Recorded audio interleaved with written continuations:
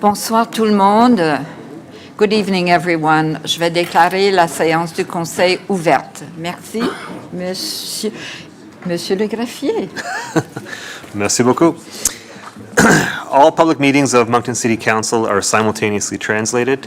Hearing assistance devices are available at the entrance to the council chambers. Members of the public have the right to address City Council in the official language of their choice. Meetings are broadcast live in both official languages on the city's YouTube channel, accessible via moncton.ca, and will also be aired at 9 p.m. this evening on rogerstv.com. Individuals who have registered with the City Clerk's office at least 7 days prior to the meeting agenda deadline will be allocated 5 minutes to deliver their presentation.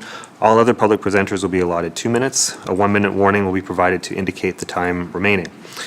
All presenters, city staff, and council members are expected to conduct themselves respectfully at all times. Disparaging remarks, offensive language, or profane expressions directed toward council, staff, or members of the public will not be permitted.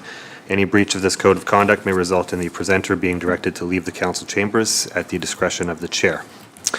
Toutes les séances publiques du Conseil municipal de Moncton sont traduites simultanément. Des appareils d'aide à l'audition sont disponibles à l'entrée de la salle du Conseil. Les membres du public ont le droit de s'adresser au Conseil municipal dans la langue officielle de leur choix. Les séances sont diffusées en direct dans les 2 langues officielles sur la chaîne YouTube de la ville, accessible sur le site moncton.ca, et seront également diffusées à 21h ce soir sur rogerstv.com. Les personnes qui se sont inscrites auprès du bureau de la greffière municipale au moins 7 jours avant la date limite de dépôt de l'ordre du jour de la séance disposeront de 5 minutes pour faire leur présentation. Tous les autres intervenants publics disposeront de 2 minutes. Un avertissement d'1 minute sera donné pour indiquer le temps restant. Tous les intervenants, le personnel municipal et les membres du conseil municipal sont tenus de se comporter de manière respectueuse en tout temps. Les remarques désobligeantes, le langage offensant ou les expressions grossières à l'égard du conseil municipal, du personnel ou des membres du public ne seront pas tolérés. Tout manquement à ce code de conduite peut entraîner l'expulsion de l'intervenant de la salle du conseil à la discrétion du président. Merci beaucoup, Monsieur le greffier. Est-ce qu'il y a des changements à l'ordre du jour?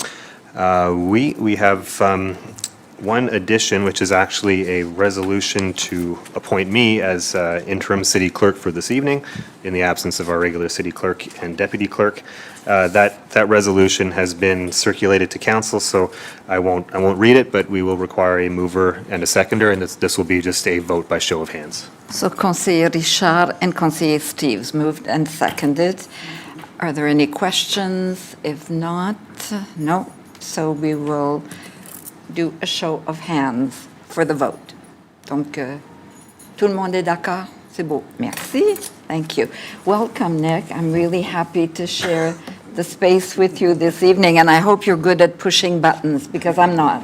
I will try my best. Merci. Merci. Go ahead, Monsieur le greffier. Okay. So there are there any conflicts of interest to declare this evening? Est-ce qu'il y a des déclarations de conflit d'intérêt?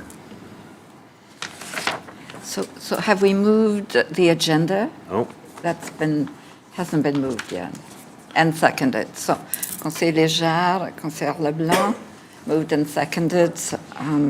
We will go to a show of hands again for the agenda. C'est bon. Merci. my apologies. No, it's okay, Nick. Okay, now we can move to the conflict of interest. Is there any conflict of interest declarations? Est-ce qu'il y a des déclarations de conflit d'intérêt? Il n'y a pas de conflit d'intérêt. Merci. Okay, the next item is the adoption of minutes, and there are no minutes to be adopted this evening. Oh, merci. And I believe there's no public presentation. Is that correct? Correct. Cal Maskery was not available this C'est evening, beau. so there is none. Merci, merci, Monsieur le greffier. Donc, So the first item would be our, there are no consent agenda items either. So the first item would be administrative presentations, les exposés de l'administration, and the first one is on the Heritage Week program.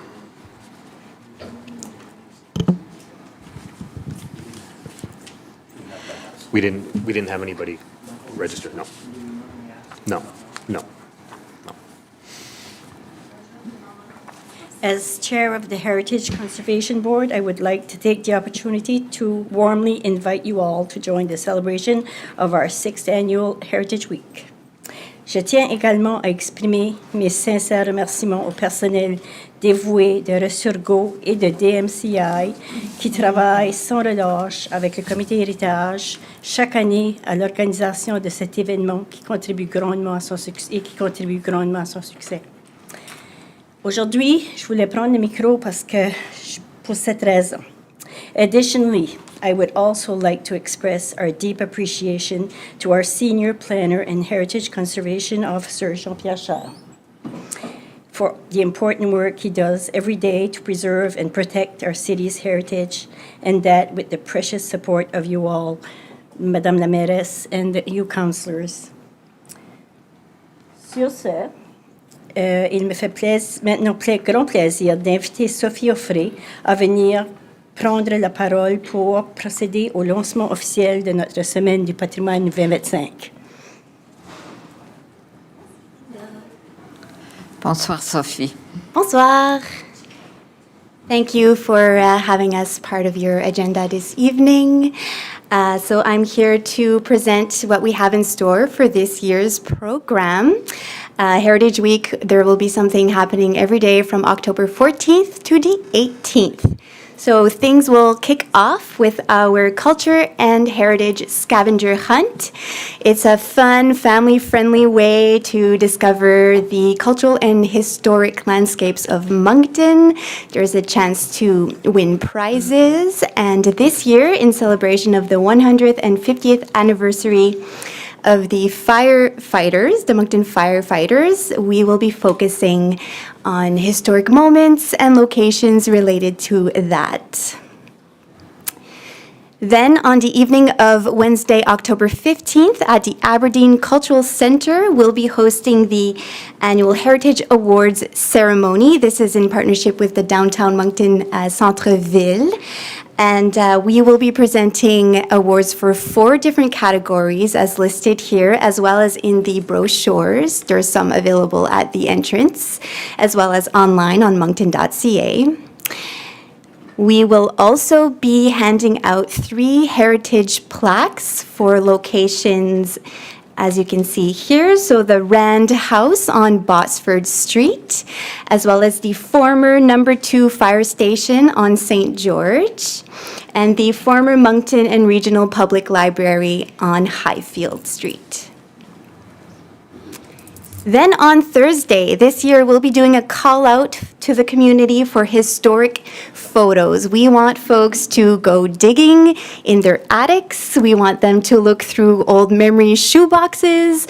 We want to see historic photos of Moncton. And you might be surprised, but the photo of your great aunt in front of her house in Moncton might actually be really helpful for us to do some research, because we want to see the character-defining elements of that house.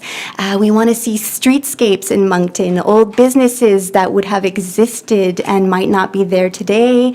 Sometimes there's a photo of a certain building, but then in the corner you see another building that doesn't exist today, and it helps us. Those images really help us with historic research. So they can be submitted at any time, but we'll be doing a social media campaign on that Thursday. And then on Friday, alors ça c'est une nouvelle collaboration avec le Musée acadien de l'Université de Moncton. We're really excited about this one. On va offrir une visite guidée de l'histoire architecturale du campus de l'Université de Moncton. Ça se passera le vendredi 17 octobre. Le départ sera au Musée acadien. Il y aura une visite en français à partir de 10h30 le matin, ainsi qu'une visite en anglais à 13h30. C'est d'une durée d'à peu près 90 minutes et ça se passe à l'extérieur. So if you're curious about the architectural history of the campus of Université Moncton, we'll have 2 historic guided walking tours on Friday, October 17th. Ensuite, l'événement clôture de la semaine, our grand finale, the ever so popular Doors Open, will return on Saturday, October 18th. It's from 10 to 4, alors le samedi 18 octobre de 10 à 4. This event would not be possible without our volunteers. We appreciate them so much. We have returning and new enthusiasts this year to offer interesting information on 3 pre-selected locations. And this year's locations, we have the Bayani block on Main Street. I'm very curious to see what they have done with this building inside. We also have our jewel, the Thomas Williams House, which has gone through a significant restoration and conservation project this summer. It was closed to the public, but it's very popular for its tea room as well as holiday tea events. So we're really excited to have it as part of Doors Open. There's a lot of folks that have yet to have the chance to step into this beautiful house from the Victorian era. And we also have 232 Botsford Street. It's known as the Botsford Station, not to be confused with the Botsford Fire Station, which is right in front of it. This is more known as the Botsford Station because it's a place to gather for local small businesses and community projects. And it's 3 stories that have been rehabilitated for retail, communal workspace, offices, as well as a rooftop project that I'm sure folks will be curious to learn more about. So there we have it. Thank you so much. Merci beaucoup, Sophie. Est-ce qu'il y a des questions des membres? Est-ce qu'il y a quelques... Je ne vois pas tous les... Ah oui, conseiller Kingston, allez-y. Merci, Madame Addis. Thank you, Sophie. Really intrigued at the photo collection opportunity Thursday. So just show up in the morning after 9 with our photos. Oh, I'm looking at it's times. more online. You can get in touch via email. The information's on Okay. the website. But we will be there that day at the museum. So if someone wants to show up and has information on the specific photos, we'd be curious to see them for sure. No, I'd like to bring some. Mom was born on Victoria Street in 1922, and she's got lots of albums home with lots of older shots. So I will go through them before Thursday. Merci, Sophie. Thank you. Thank you, Madame Addis. Thank you. Merci beaucoup.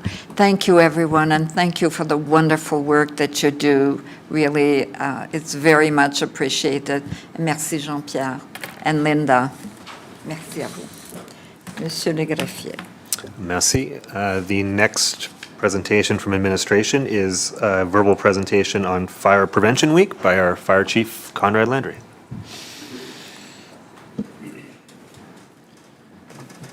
Bonjour, bonsoir.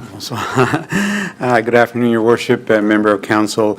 We just want to take the opportunity to talk a little bit about our Fire Prevention Week that's this week, started October 5th to the 11th. So Saturday, we had our regular open house. We had over 1,000 people show up at our Station 5 on Hildegard. Believe it or not, 720 hot dogs we ran out, and 750 hats for the kids. So it was really successful. It was a gorgeous day. This year, the theme for fire prevention is lithium-ion batteries. And so those are the batteries. Basically, if you can recharge it, it's probably lithium-ion batteries. It's in your phones. It's power tools, laptops, e-bikes or e-scooters. So we really want to focus. We've got 4 messages for the rechargeable battery. So one, we want to make sure that the citizens only use approved chargers when they recharge batteries. Always use a hard surface when you charge it. Don't put it on in your bed or on a pillow or on a sofa. It's got to be on a hard, flat surface to prevent fires, obviously. And I know it's hard, but don't overcharge it. I know you can't put an alarm at 3 o'clock when it's fully charged, but your phones, once they're fully charged, we should unplug them. And the last one is those batteries, any rechargeable batteries we need to recycle. You can't just put it in the garbage because they store some heat, so we don't want to cause fires. So this week we're really going to focus on lithium-ion batteries. And today, or this afternoon, we have our newest employee, Division Chief Roy Nolan, that you folks had approved to hire a few months ago. He's about a month in his job. He had 31 years with the St. John Fire and 26 of them as in the Fire Prevention Office. And he's retired from St. John Fire. And I'm going to ask Mr. Nolan to go over a little bit of the activities that we're having this week for Fire Prevention Week, and then I'll come back and talk a little bit about our 150th anniversary. Mr. Nolan? Thanks, Chief Landry. So it was a great day, very successful on Saturday. We'd like to see all the people out. And as far as Fire Prevention Week goes, the theme is charge into fire safety, lithium-ion batteries in your home. And as Chief Landry said, there are many batteries in your home. They say the average is about 105 per home, which is a lot. So we're going to be out in all the various hardware stores and anywhere that sells any sort of smoke alarm, fire extinguisher. So the list is as follows. This morning we were in Home Depot and Canadian Tire. This afternoon we were in Rona and Walmart. Tomorrow morning we'll be in Walmart, and we're having a spot at the Skills Canada thing at the Coliseum. In the afternoon tomorrow we'll be at Home Depot and Canadian Tire. And then on Wednesday morning we'll be in Kent and Costco. Wednesday afternoon, Rona and Walmart. Thursday morning it'll be Canadian Tire and Home Depot. And Thursday afternoon, Costco and Home Depot. And then Friday, we have Home Hardware, Canadian Tire in the morning, Home Depot, Walmart in the afternoon, and then Friday night, we're going to finish up with an information table at the Wildcats game. So we hope that all friends and neighbors and family come out, ask us some information at these tables that we're setting up. It was a great experience this morning at Home Depot. A lady came along and looked at the fire escape ladder, and we explained how it works, and she decided to buy one to make sure that her grandchildren were safe. So that's the type of message we're hoping to get out. Thank you so much. Est-ce qu'il y a des questions? Are there questions? There are no. Oh, Conseiller Léger. Merci, Madame la Ministre. Thank you for the initiative, I guess. If you're talking about batteries, are you also discussing rechargeable batteries in the e-scooters? And a number of people have them. Saw one recently in somebody's apartment, and it was plugged in. And anyway, just in terms of the danger with that, the possibility of fire and so on. Yeah, thank you for the question, Councillor Leger. So yeah, it's all batteries, first of all. So I guess that one of the biggest messages, batteries, period. Doesn't matter if they're rechargeable or not, we shouldn't throw out in the regular garbage. There's a special recyclable. You can have the boxes or go to a recycle place to make sure that we dispose of them properly. But the rechargeable ones are extremely important because they do store a lot of energy. So we wanted to make sure that people exchange them or recycle them properly. So that's mostly what we're focusing on. Yeah. Okay. Well, great initiative. Thank you, and welcome to Moncton, Mr. Nolan. Thank you. Merci. Merci. I see no other questions. Your Worship, if I may, as of last Friday, but starts officially tomorrow, we're celebrating our 150th anniversary of the Moncton Fire Department this year. So for the next 2 months, all October and November, there's a special display, as was mentioned previously, on the fire department's history at Resurgo Place. So very excited to be part of that. And so all October and November, our official date, it's going to be 150 years on November 9th. So that's our official date, but for 2 months, we're encouraging as many people to go at Resurgo and explore the history, the artifacts of our fire department. So welcome to everybody. Merci beaucoup. Thank you. Thank you to both of you. Oh, Conseiller Butler, go ahead. Thank you. Thanks, Chief. I just wanted to pass along my thanks to your staff. On Saturday, I was up there. I didn't have no hot dog, and I didn't get a cap, so I didn't get anything this year. But your staff was really excellent. Yourself too, I seen you handing out the hats. I don't know, I think I did see you close to the hot dog stand just at the very end, but maybe not, I don't know. Could have been someone else that was dressed like you. Right. The staff were excellent, especially with the young kids, they were just bubbling to see the trucks and, you know, in the Jeeps and everything else, all the equipment you had up there. And, you know, they always took their time, and it was so nice to see it. And it was, when I got there, I don't know, probably around 11 o'clock, it was unbelievable how many people. The church was filled, the side streets were filled. It was really good. So just please pass along to your staff how great it was. I will, thank you. Thank you. Merci, Conseiller Crossman. Thank you, Your Worship. Thanks for the presentation, and welcome to Moncton as well. Chief, just one question, and it was mentioned earlier on Heritage Week, U2M, and its significance within the city. I'm curious to know, are you going to roll out some sort of battery awareness on campus? Because there are a lot of youth, there's a lot of kids, a lot of foreigners that come in to go to school, so they may not be able to get to a Walmart or to a Home Depot or to a Costco. I'm pretty sure they will, but that's besides the point. So are we looking at something to generate towards informing the students at U2M, not only on batteries, but let's also talk about fire safety while they're in their apartments and homes and things along that line? Yeah, thank you for the question, Councillor Crosman. So absolutely, I mean, Division Chief Nolan's been here for 4 weeks, so just getting oriented, but absolutely. So this fire prevention is Fire Prevention Week, but what we want to do is fire prevention all year round. So we want to do as much education as possible. University of Moncton, there's many ways that we can work with them, so we're definitely going to work with them. Maybe not this week, as you can see that they have a full agenda, but in the coming weeks, we'll definitely be working with them. Okay, good. That'd be great. Great. Thank you, Your Worship. Thank you. Merci, Conseiller Crossman. I don't see any other questions. Merci à vous. Thank you. Merci. Thank you. Monsieur le greffier. Merci beaucoup. So next, we're moving on to planning matters, and the first item is an introduction, amendment to previously approved plans at Bateau Street, Harpers Lane, and Main Street, and I see Sarah Anderson is coming to the podium. Bonsoir, Sarah.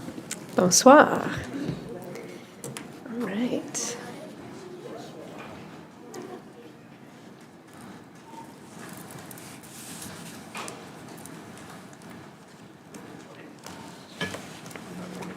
Okay. So the first application, it's an application to amend previously approved plans for the development of land located at Bateau Street, Harpers Lane, and Main Street. The amendment will accommodate proposed changes to the rear portion of the previously approved building. So the subject site is located on the eastern edge of the downtown, and that is in Ward 1.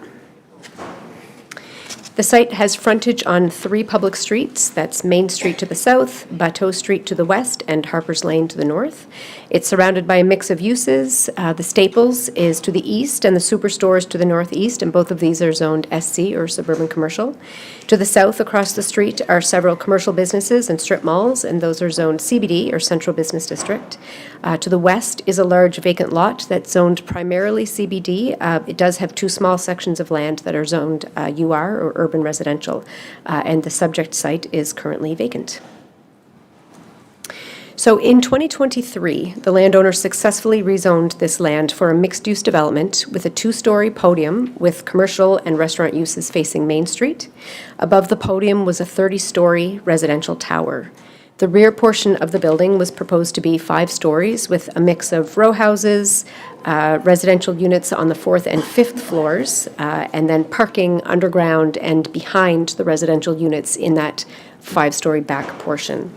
The image on the right is the previously approved plan and the plan that's currently in place. The image on the left shows the changes that the landowner is currently requesting. So the front portion, as I mentioned, the front portion of the development will remain the same as it was proposed and approved in 2023. However, after 2 years of detailed design, it was determined that the originally proposed mix of uses in that rear portion would not be feasible. It was determined that in order to be able to move forward with the development at all, the rear portion would have to be revised to a single use. And so for this reason, the landowner is requesting to amend that rear portion of the building by changing it to a structured parking garage. The landowner is proposing to remain as consistent as possible with the original built form from 2023. So both sides will have jogs and articulation. It won't be one long blank wall. There will be tinted windows along both sides that face the street, and there's a large bank of windows on the northwestern side. The rear portion also provides a step back after the second floor, so that means that when you're at the street level, the facade will be 2 stories in height, and then the upper 3 floors will be stepped back by 5 meters, so they won't really be visible from the street when you're on the sidewalk. This helps with building massing, and it also helps by reducing shadows on the surrounding streetscape. So as noted, the front portion of the building is proposed to remain as originally proposed and approved. The image on the right shows the building facing Main Street. On the left is the proposed site plan, which again doesn't really change much from the original site plan. One thing to note, though, is that the rear setback facing Harper's Lane will be amended to be 6 meters. In terms of overall change, the number of residential units will now be 273, and that's down from the original 288. And the revised number of parking stalls is 411, and that's up from the original 258. The application does meet many policies of the municipal plan. It helps to increase residential population in the downtown.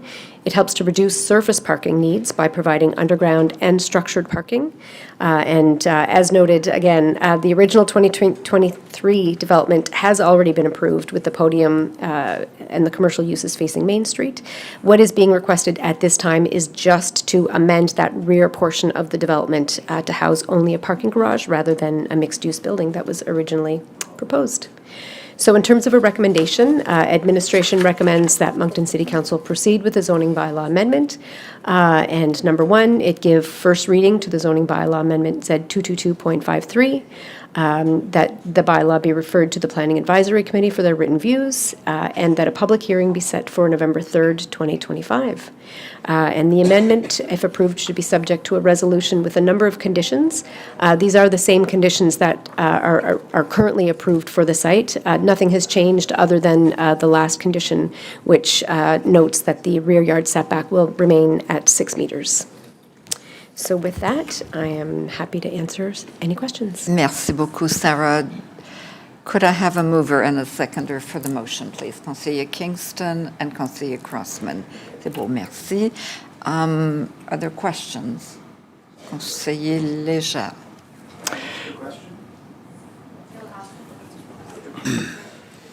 This is just the introduction portion. There'll be a public hearing coming in a future meeting. Okay, I live on the north side. So Yeah, you'll have an opportunity at the public hearing. Go ahead, Conseiller Léger. Merci, Madame la Ministre, thanks.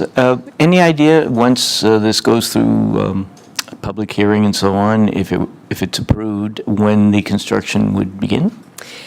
They would like to start construction now. Okay. They would like to get going as soon as possible. They have been working with the building inspection department just to make sure that everything is in order so that if approved, they can start as soon as possible. In the original zoning application, I remember seeing some composites of the effect it would have on the I guess it must be Harper's. Harper's And so on. Yep. Will those be available for the public hearing in terms of what it's going to look like in terms of the streetscape, Yes. shadowing, things along that line? My understanding, you were saying it remains the same height, but it would be nice to be able to see that and address any concerns and things that perhaps are different from this particular application to what we had before. Sure. Yep, that Okay, can be. thank you, merci. Merci, Conseiller Léger. There are no other questions, so we will go to a vote, which is electronic. And this is where Nick can help me. Voting. Can we open the voting, please?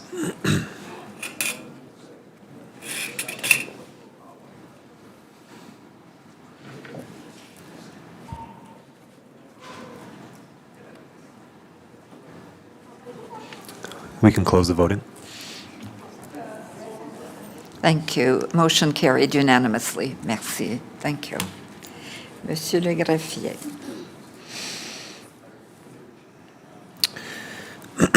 The next item is a public hearing for rezoning at Grant Street. We have received objections on this item, and there are people who are registered to speak. So Sarah, should we explain to the public the process that we want to follow? Are you comfortable? I can do yeah. it or you can do it, whichever. Yeah, so I'm not sure if I can, but I will present the application. Yes. After I present the application, I believe the table opens for questions from council. Once questions have been answered, the floor is open for the applicant to speak if they so wish. After that, any supporters who would like to speak are permitted to, and then after that, any objectors. Thank you, Sarah. You're welcome. Go ahead. All right. So this is an application to rezone PIDs 70505730 on Grant Street from R2 or two-unit dwelling to P1 community use to permit the development of a purpose-built daycare facility. The new rezoning amendment or a new zoning amendment will apply to the property, and the development will be subject to conditions outlined in a resolution of council. So the subject site is located in the northeastern part of the city, and this is in Ward 4. The surrounding neighborhood is mainly residential in nature. It's comprised of a mix of zones. There are single and two-unit dwellings to the north, zoned R2, two-unit dwelling. There are 2- and 3-story apartment buildings to the south and west that are zoned R3, or multiple unit dwelling. Fairview Knoll Park is to the east of the site, and that's zoned P1, community use. And seeing as the proposed development would be serving children ages 10 months to 12 years of age, the development is well located close to several schools, École Le Mascaret, École L'Odyssée, and Forest Glen School as well. So this is the site plan. The applicant is proposing a 2.5-story daycare facility. The daycare will accommodate indoor and outdoor space, a surface parking lot, and covered bicycle parking. The daycare will accommodate up to 219 children and 26 staff members. The building is oriented towards Grant Street with pedestrian connections from the sidewalk to the building. And the daycare will be connected to the Fairview Knoll Park on the east by the public sidewalk. The site is currently vacant with existing tree and vegetation coverage along the west and northern property lines, and the applicant is proposing to maintain those trees as much as possible. Additional tree planting is proposed along all property lines, and a 2-meter tall opaque fence will be located along the full length of both sides and along the full length of the back of the site. So here are some renderings of the daycare. This shows what the daycare will conceptually look like. It is important to note that the renderings are conceptual in nature. They were done at the beginning of the application process to basically show what the concept would look like. After provincial standards and municipal requirements were taken into consideration, the design did change somewhat. The roofline was originally going to be flat, but after more detailed review, it was changed to the peaks that we see, and not in this slide. Must be the wrong slide, but there are elevation drawings. I believe they're in your package, and that shows what the building will look like. A traffic study was submitted as part of the application. The study indicated that the proposed development is expected to generate 187 morning peak hour trips and 157 afternoon peak hour trips. Analysis for the McLaughlin Drive and Grant Street intersection indicated that at the future 2030 conditions with the current intersection configuration and the current auto usage trends, there would be delays for vehicles turning from Grant Street onto McLaughlin Drive. It is important to note, though, that those delays would occur with or without this proposed development. In order to help mitigate those delays, some lane lines will be painted on Grant Street. They will create a right turning lane, so that should help improve the delays for right turning traffic, because they wouldn't then be stuck behind vehicles trying to turn left onto McLaughlin Drive. That lane painting is expected to occur in 2026. In terms of on-street parking, there is currently no parking restriction on Grant Street. Engineering is currently starting the review process for parking restrictions on Grant Street, according to the Traffic and Parking Control Device Policy. There are currently several parking restriction reviews underway, so if changes are needed in this area, that would happen approximately mid-2026. So in terms of objectives, overall, the proposed development does support the long-term vision of the municipal plan. The proposal is located within 300 meters of a public transit stop, making it accessible for staff and families. The proposed daycare provides childcare, which is a desirable community service and a much-needed service in the area. It's an appropriate built form for the area. It's located on a street with sidewalks on one side and direct connection to other community amenities. The design is walkable, it's accessible to public transit, and helps address current childcare needs for the city. So with that, in terms of a recommendation, it is recommended that Moncton City Council approve the proposed zoning amendment, Z 222.52, subject to a resolution with a number of conditions that are located in the package. In terms of, I'll just go through those. In terms of feedback from the public, 4 letters of objection have been submitted and 1 letter of support was submitted. The main points of objection were related to traffic and safety, potential for change of use given the range of uses that are permitted in the P1 zone, fencing and screening, impact on property values, and impact on quality of life due to noise, loss of privacy, and traffic. So I'll go through those objections and responses to them. So in terms of traffic and safety, as noted, a traffic study was submitted as part of the application. I did just go over the results of the traffic study, but it is important to note that those delays that will happen on Grant would occur whether or not this development does go forward. And in order to help mitigate some of those delays, lane lines will be painted on Grant Street to help improve right-turning vehicles. Number 2, potential for change of use given the range of uses permitted in the P1 zone. So if approved, the rezoning is tied to this proposed development. The whole lot is tied to this proposal. If approved, council agrees to a resolution that includes a list of conditions, one of which states that the development be in general conformance with the plans submitted. So the bylaw amendment, the resolution of council with the conditions, the site plan, and the elevation drawings all get registered with Service New Brunswick. So if approved, that site is very tied to this proposed application. In order to do something different, the landowner would have to basically go through this process again to change the proposed use. In terms of fencing and screening, the landowner has agreed to construct a 2-meter tall opaque fence along both sides of the building, of the property, and along the entire back, leaving no gaps at all. There are some existing trees in that area, and I know in some cases the trees are a benefit. They will be kept as much as possible. The applicant has even said that they will zigzag the fence in order to save as many trees as possible and still provide that fence. So they're very willing to do what they can to meet the needs and concerns of the neighbors. In terms of impact on property values, a few years ago, staff did speak with representatives from Service New Brunswick to determine how property values are assessed. It was explained that values are based on whether or not people want to live in a neighborhood and how much people are willing to pay to be there. Elements such as well-landscaped yards, houses that are maintained and updated and taken care of, and pride of ownership all increase property values. The proposed daycare will be well cared for and well maintained. And lastly, impact on quality of life due to noise, loss of privacy, and traffic. So the daycare will operate during normal work hours. That would be approximately 7 a.m. until about 5:30 p.m. It will not be open on weekends or evenings. The applicant also has agreed, as mentioned, they will construct a fence along all 3 property lines that abut other properties.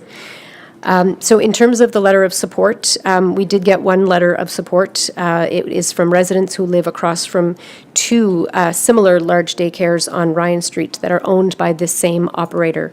They mentioned that they are retired, so they are home throughout the days. They said that The sound of kids laughing and playing is quite pleasant.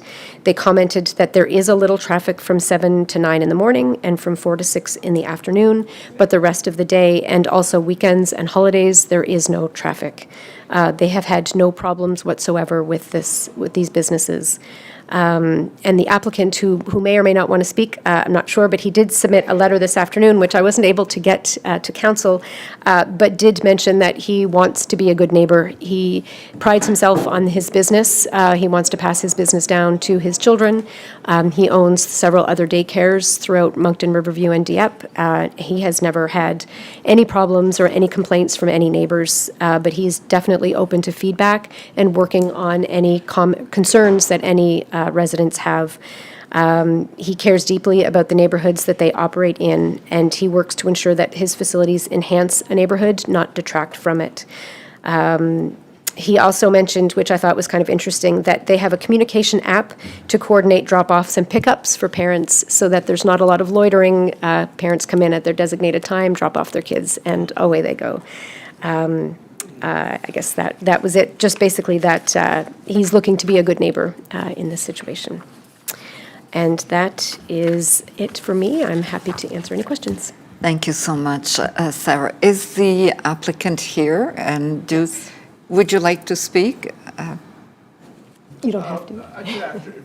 Okay. To address any questions that complaints they have, I'll talk, but she covered everything that we're doing. Parfait. Thank you. Merci. And do we have speakers that have registered to speak? Do we have a list? Oh, those, we begin with those who support the project, the proponents, right? So is there anyone here who supports the project who would like to speak? And I just want to remind everyone, if you're registered, it's 5 minutes, right? So there's no one. Another one of my neighbors that's right adjacent to me in Moncton, who's actually a city employee with you guys. And I'm sorry, could you go to the microphone, please?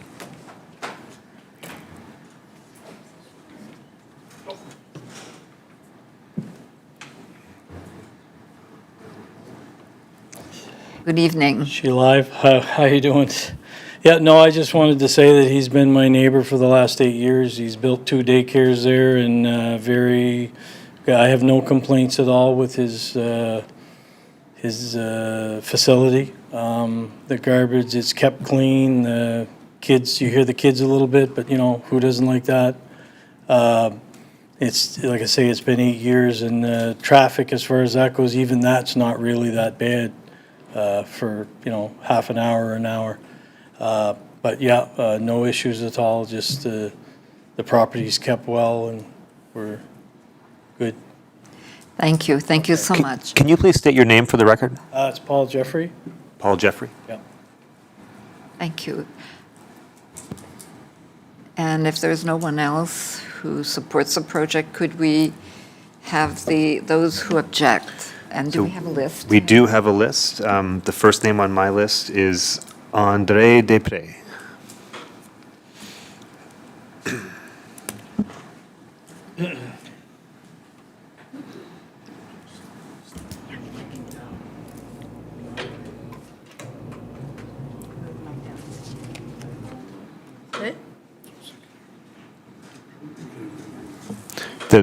The microphone is adjustable also if you want to pull that down.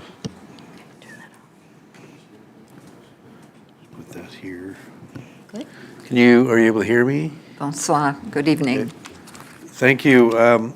Before I start, I'm respectively asking, I am in a wheelchair and I'm quadriplegic and I have a difficult time turning pages, things of that nature, and I'm asking if the council would politely provide me perhaps another extra 2, 3, 4 minutes to speak past the time if I need. Please, that would be very much appreciated. Maybe you guys be open to a vote on that. Go ahead, please. No, go ahead. Okay, thank you. Good evening, Madam Mayor and fellow councillors, and thank you for allowing me to address you regarding the proposed rezoning at 60 Grant Street. At this point, I'm going to present some various concerns questions regarding the rezoning proposal. My wife, Terry Lynn here, and I have lived at 105 Fairview Knoll Drive since 1998. Since then, our neighborhood has expanded exponentially, and it is now completely full with residential homes and duplexes to the north of our property. To the west of the property, we have multi-story apartment buildings, and they're both under construction and already built.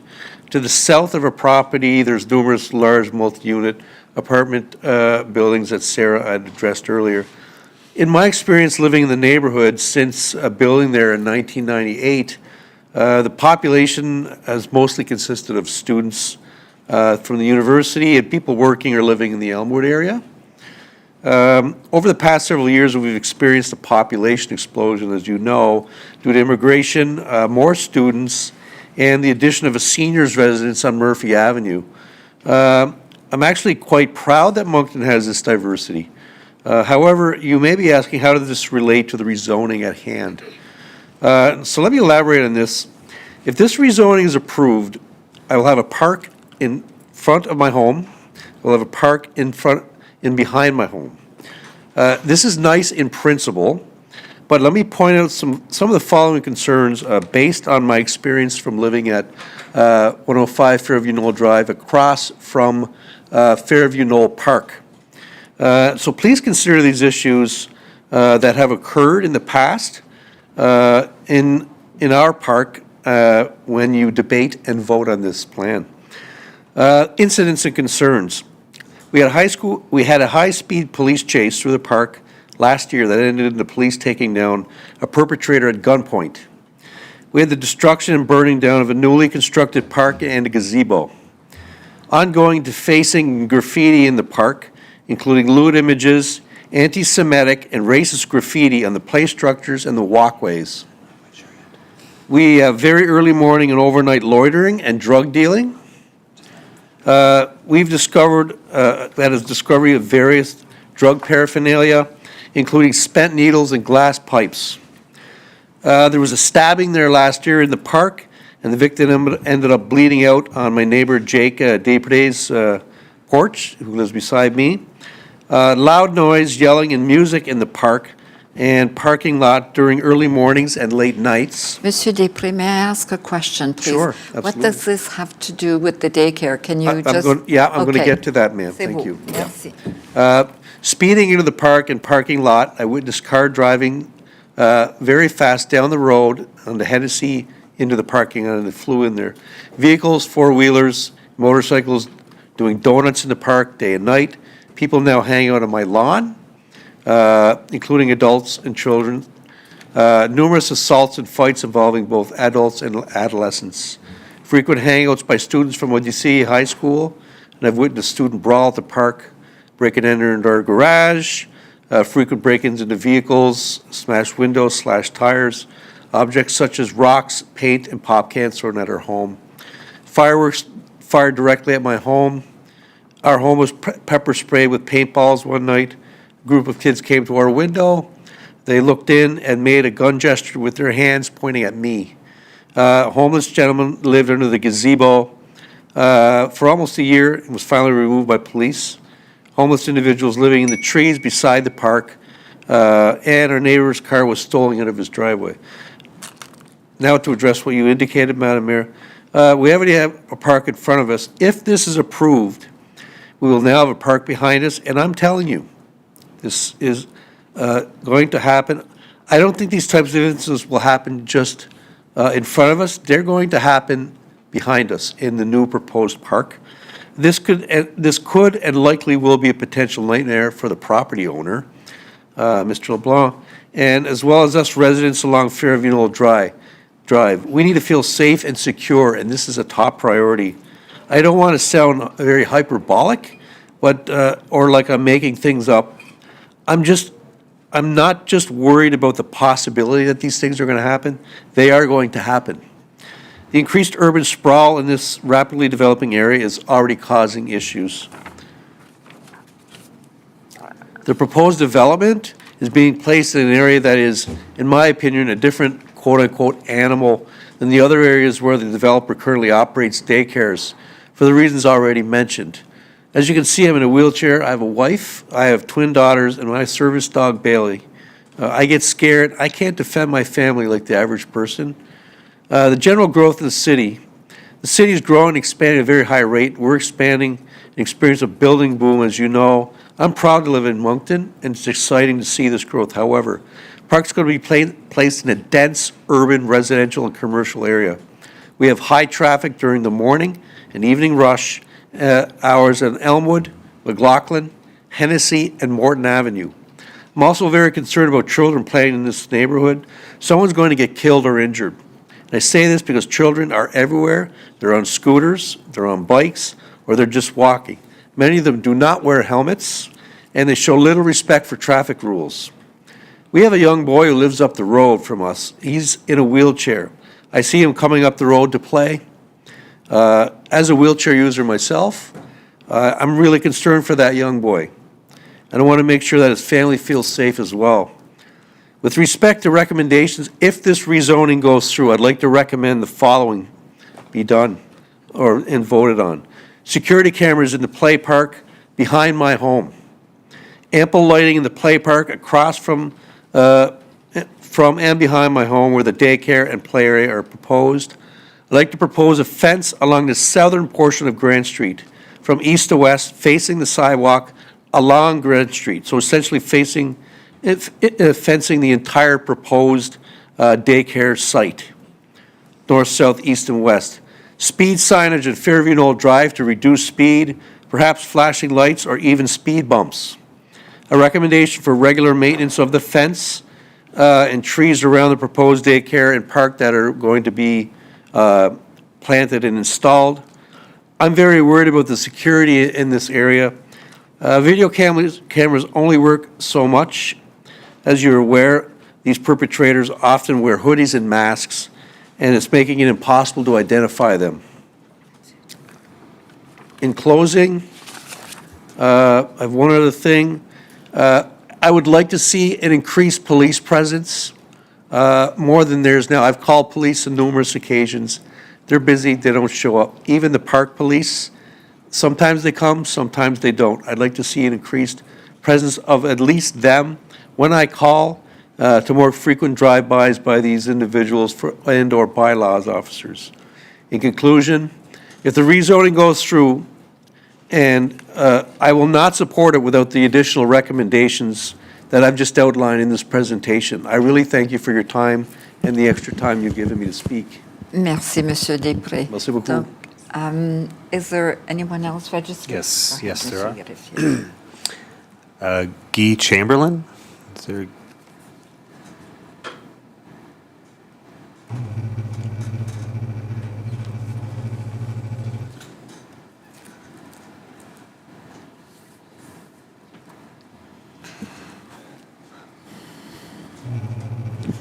Bonsoir, Monsieur Chamberlain. Go ahead. Good evening. I actually have 2 points. First, I would have a question for Mrs. Anderson.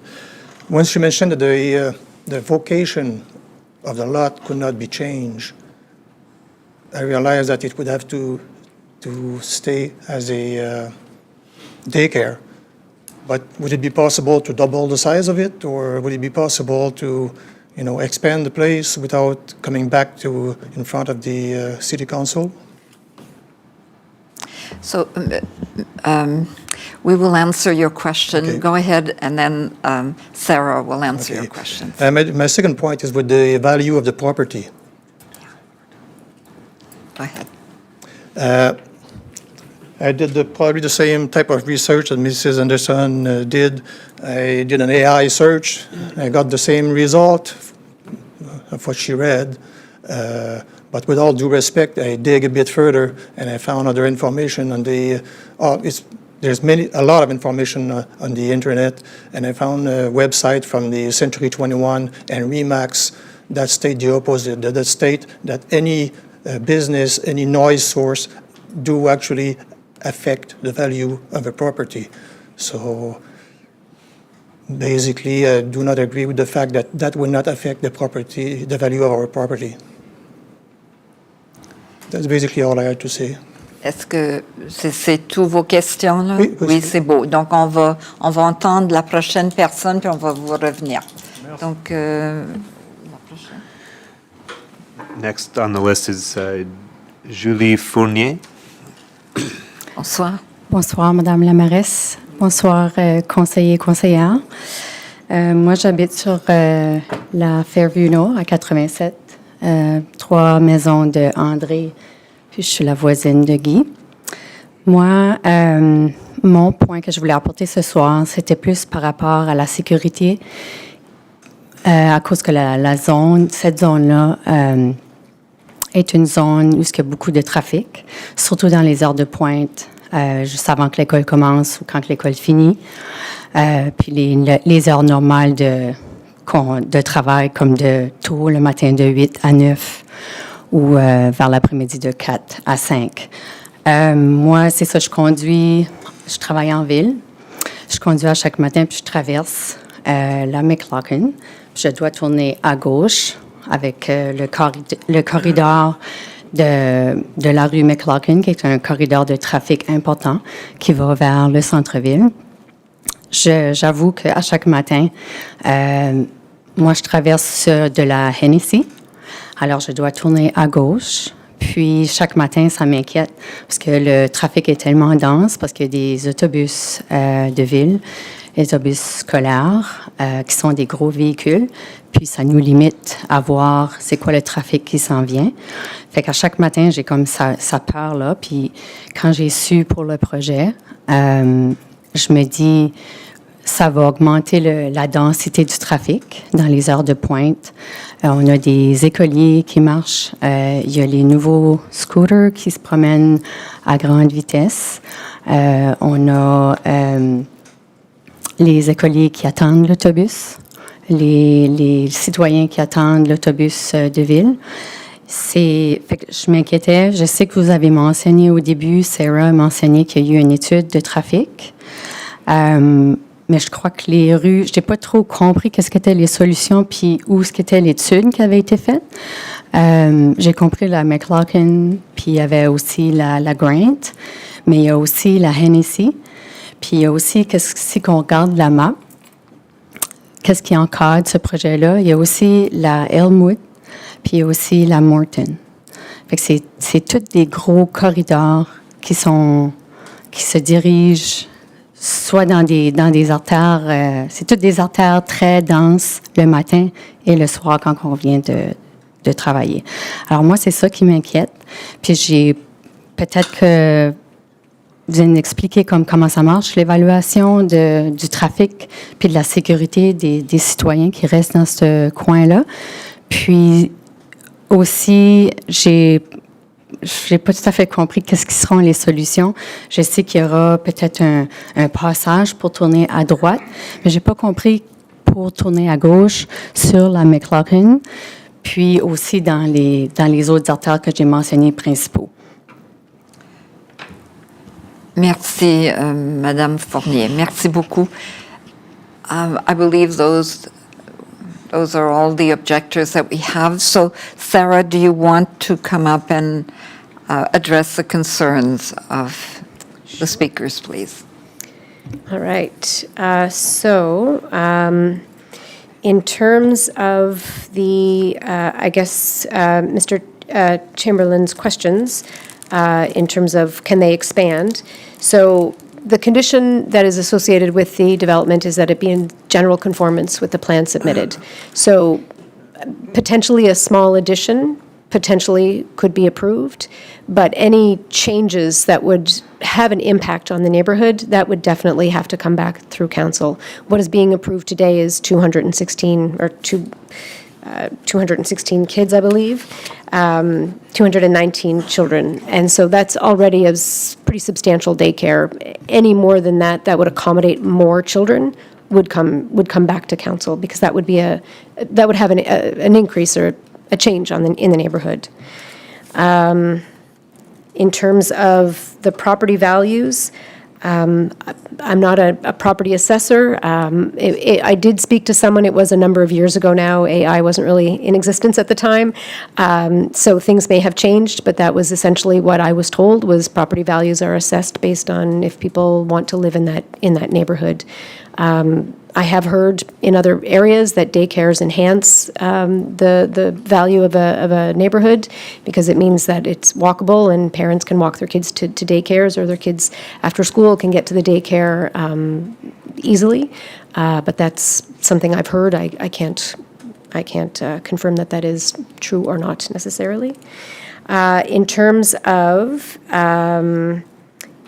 the questions on traffic, I may let Radia speak to some of those, but I would say that, well, I'll let Radia speak to those, if that's okay. Bonsoir. Bonsoir, Madame Mayoress. With respect, I'm not sure if I'm going to touch on all of them, but with respect to Fairview Knoll itself, rectangular rapid flash beacons were added to the crosswalk on Fairview Knoll because it is right in the bend of the street, so it was added. So there was that safety device added I believe, within the last couple of years. In terms of if any of the streets would require speed bumps or other traffic calming measures, we have a traffic calming policy, and any resident is free at any time to request that they be assessed. We get about 70 assessments per year, so we have to go through the procedure of assessing each street to make sure that traffic calming resources are distributed appropriately. With respect to general congestion on Elmwood Drive and McLaughlin Drive, the city is wrapping up a corridor study for Elmwood Drive and McLaughlin Drive. We are currently targeting bringing it to council, the final, hopefully next month. We did a public engagement on the study in May, and the study had similar results for the McLaughlin Grant Street intersection as what was shown in the traffic study for this project, and the traffic study for this project used different scenarios that were from that corridor study. So it is, yes, it's kind of falling in line with other work that we have done in the area, and again, to address because of the congestion on McLaughlin Drive. So there are long-term, there are short-term, the very short term, traffic signals were installed on Leopold-Bellevaux at Leopold-Bellevaux McLaughlin Drive intersection. So there are the studies when they're presented in final, they have short-term, medium-term, long-term recommendations. Of course, each has a capital investment to it, so that's why we can't do everything at once. And then I can't really say too much on the other thing I picked up one is e-scooters, and I believe there is a bylaw about e-scooters, and of course, we are always looking at improving safety for children getting to school using non-auto modes. So I think it's something, I guess, to look at in general in terms of if there is some sort of education component we can work with the schools on e-scooters or other devices. I think that was that all the, I think that was most of the traffic comments. Right turn lane. Oh. Yes, so as Sarah mentioned, so the recommendation to paint, and it would be within the existing width of Grand Street. We think that we can just squeeze in the painting for right turn lane and left turn lane and an incoming lane. It doesn't, you still have a delay turning left, but then it is just, as Sarah mentioned, to allow the right turn vehicles to go without having to wait for the left turn vehicles. And the study did assess whether traffic signals were warranted or justified based on Transportation Association of Canada guidelines, and they were not either in the traffic impact study or in the Elmwood Drive, McLaughlin Drive corridor study. So that's kind of where we're kind of going to a lower cost alternative that's easy to implement. Thank you so much. Sarah, do you have something to add? I realized I There's a couple other things I could comment on that commented on by Mr. Dupre at the beginning. He had asked for security cameras on the building. That is definitely something that the landowner is proposing to do. I'm not sure exactly where the cameras would be, but he is proposing some security cameras. Also, it'll cover all the outside area. Pardon me? It'll cover all the outside It'll area. cover all the outside area. Park area as well. The open park area on the side. Behind my home. All my property will be covered. Oh. So, Monsieur Leblanc, est-ce que vous voulez aller au micro, s'il vous plaît, pour l'expliquer? C'est plus facile. Excuse me. Sorry, I'm a LeBlanc, but I'm only English. It's okay. if you- So yeah, no, there'll be cameras over the whole property and everything, so I don't want anyone on the property either, right? All my toys are made of plastic. If the teenagers are in there, or the hooligans that have been running the neighborhood from what I hear and stuff, they're just gonna destroy my stuff. So my manager lives like 3 blocks away from there. She's running one of my daycares over in Riverview now. She's going over to take this one over. We're stealing staff from all my different daycares to go have a good foundation of staff at this one, and we'll replenish all the staff at the other ones. So even the parking lot itself, if we have anyone in there after hours, there'll be no trespassing signs up, but I'll put a rope across and lock it, so we'll unlock and lock. I don't want any cars in there, I don't want any people on my property. We're gonna make sure that it's run really well. This area here, we've been getting so many requests over the years, and I can fill up in the north end or in River, so we don't send our bus over to pick up any of these kids, and they haven't had a good daycare to go to. They can go to one karate place and an ABC, but there's just not enough daycares in that area, and it is a lower income neighborhood. The kids are a little more work, and everything, so daycares have rejected that area. Okay, my daycares, we're active, we got that beautiful park next door, we're gonna do some good things, and it's gonna be run really well. So the traffic study and everything that they've done, the numbers look a little high on there, but you gotta remember, every time a number is shown there, it's when they come and they go. So one car is counted twice. So if it says there's 150 pickups at the peak hour, that's only 75 cars because they count it coming and going, correct? Yes. So yeah, and like I said, on Ryan Road, where I'm at, we got almost 400 kids there, and the traffic runs fine, you know what I mean? And when we leave this area, like they're talking about the Fairview Knolls, I've been to my property over 100 times just scouting it out and everything since I bought it. I never go on that side. My parents aren't gonna go on the north side, or I don't know if that's north or not, but they're not gonna park up there. There'll be some walking from that neighborhood down or taking their bikes down and cutting through the park and going back up. No one's gonna be up there parking or leaving that area. Everyone's gonna be leaving Grand Street. They'll be going down Joyce. They'll split off on Vine in either direction, or they'll go up to the McDonald's parking lot. There's all kinds of ways to get out of that neighborhood when they're leaving. But she knows traffic better than I do, but I don't think traffic's gonna be a problem. Noise isn't gonna be a problem. Everyone around my building are all my babies and 2-year-olds to the left side of the parking lot. Those are the little areas there for them. 3 and 4-year-olds would be on the property behind this gentleman's house here.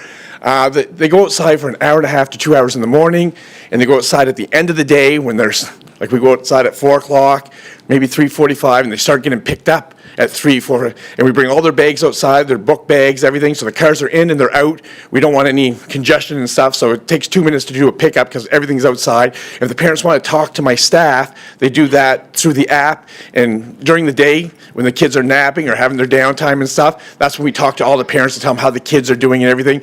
So there's a good chance when they get there to pick up their child, their teacher, when ratio was good, went home at 4:30, so their teacher's not even there. So we do everything communicating on the app, so parents aren't there talking for 20 minutes about their child and stuff. It's all done outside of pickup times and everything, because parking is, we want them in and out and everything. There will be no expansion on this daycare. It's the smallest lot I have of all my daycares, but I have that beautiful park next door. We might ask later for a little shed to put on there if there is a lot of damage and people stealing the toys or damaging them, because all my daycares right now, they're penned in, all my toys and stuff. There's no locks on anything, and nothing's ever gone missing. We've never had anything broken. We've never had, like I said, there'll be no one there on weekends, evenings, so it's a great, like, the little bit of noise that the kids are gonna make and stuff, it's yeah, I don't see it being an issue. So, yeah, does anyone have any questions for me? Thank you so Okay, much. sorry. Just a moment, I'm new to planning Donc, ça, est-ce que je demande s'il y a des gens qui s'objectent ou qui vont... I think we ask if there's anybody else, Okay. but I think Sarah needs to finish if she has anything to Okay. say. And after that we can- Thank you so much. Donc, Oh, merci, my Monsieur pleasure. Leblanc. Thank you. Monsieur Després, did you wish to speak? Oui? Oui?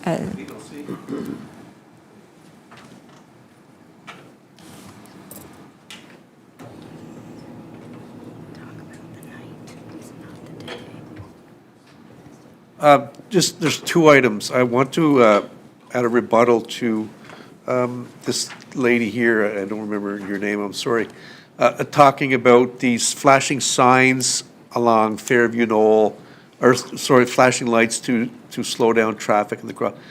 They're there, and the traffic is insane. People drive like maniacs. I've seen it. I've almost been hit. I've seen 3 kids almost get hit by a car. Someone's going to get killed on Fairview Knoll. They're going to get killed, and it's on the city. And with respect to Mr. LeBlanc here, we're willing to work with Mr. LeBlanc, absolutely. It's not the day. We have kids that play there. I live there. I've been living there for 28 years. It's the night. The night is hell. It is hell. What we've been through over the last 28 years at night is just unbelievable. I mentioned it, some of it in my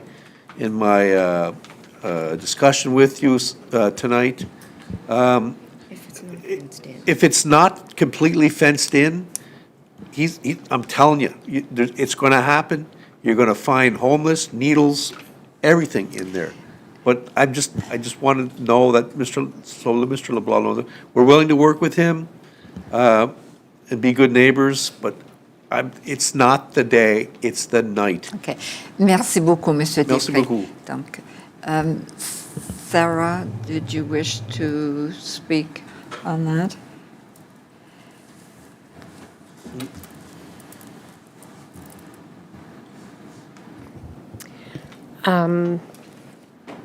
I guess in terms of activity in the evenings or at night, I would say police. In terms of planning, I'm not sure how much I can respond to that, but I would say, I mean, noise bylaws is in effect. I guess contact the police. C'est beau, Sarah. Merci. So now we would go to council. So are there any questions? Conseiller, conseiller Richard, oui. Mais s'il vous plaît, montez vos lumières parce qu'on ne les voit pas, là. Donc, c'est Tu bien. les as là? Merci. C'est beau. Tu les as sur l'écran? Oui, allez-y. Okay. Merci, Maris Thériault. Thank you for the presentation. Thanks for everybody who showed up. Great discussions. You mentioned the no parking signs in the presentation. Around the corner, Joyce and Grant, that 90-degree corner is going to be covered with no parking signs? I will let Radia respond. Hi, Radia. Hello, Councillor Richard through the mayoress. Sure, we can include that area. We do find a lot of areas where there is a bend in the street. We will end up putting no parking signs because of the visibility and maneuverability through the curves. Because it's already an issue now with people going to the park or, just sitting around there. So with the added traffic going to the, I know he has parking on his lot, but if there's a spot on the side of the street right in front, where do you think they're going to park, right? So that one, and also the corner of Grant and McLaughlin with the added paintings, lines, the intersection at McLaughlin. Could that be looked at as well for some no parking? Oh, yes, we would look at that. Yeah. We would look at near the intersection for no parking Since zone. you're there, as André was speaking about the speed, Fairview Knoll coming down, I appreciate the lights at the crosswalk immensely. Fairview Knoll is coming down a hill and it's a long stretch. By the time you get to the bottom, speed is a problem. So if that's something that you can, if engineering can look back at that, or if, I believe it's in your department as well. Sure, we can do a traffic calming review for Fairview Knoll, and if we haven't already, and we can share the results with you and the residents if we have their, I think Sarah has their contact information, then we can, yeah.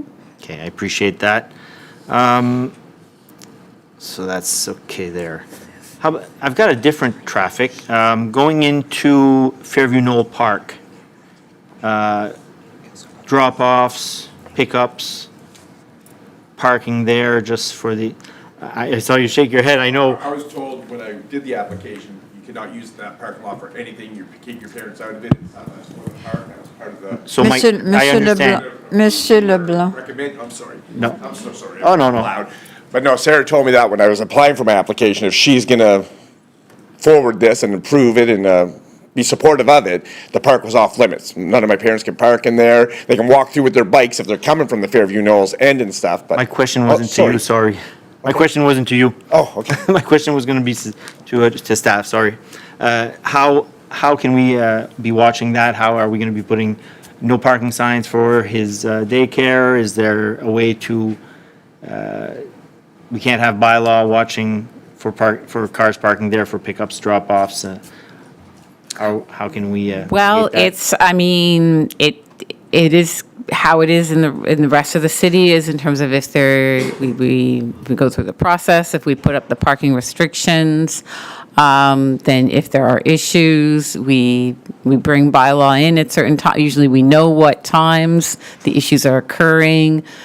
People get warnings or tickets. It deters them from doing it in the future. So it's just how we have to And proceed I in appreciate that. That's great clarification. That's what I needed. I'll pick on Sarah now, I guess. Just wondering, on the plans that were submitted to us, it goes with a 1.5 to 2 meter opaque fence. Can we remove the 1.5 and make it a 2 meter fence on both sides and the back? Yes, the zoning bylaws calls for 1.5 to 2 meters, which is why that was written on the plan itself. But the conditions themselves say 2 meter. Okay. So if approved, the resolution would specify 2 meter. That would trump what is written on the plan. I appreciate your clarification. Thank you. Merci beaucoup. Merci. Conseiller Richard, Conseiller Butler. Thank you. First of all, I'd like to say to Mr. Dupree, love the shirt. Toronto Maple Leafs, way to go, buddy. Yeah. Mr. Dupree, when I was listening, I hear you loud and clear about the park and, you know, the vandalism and things like that.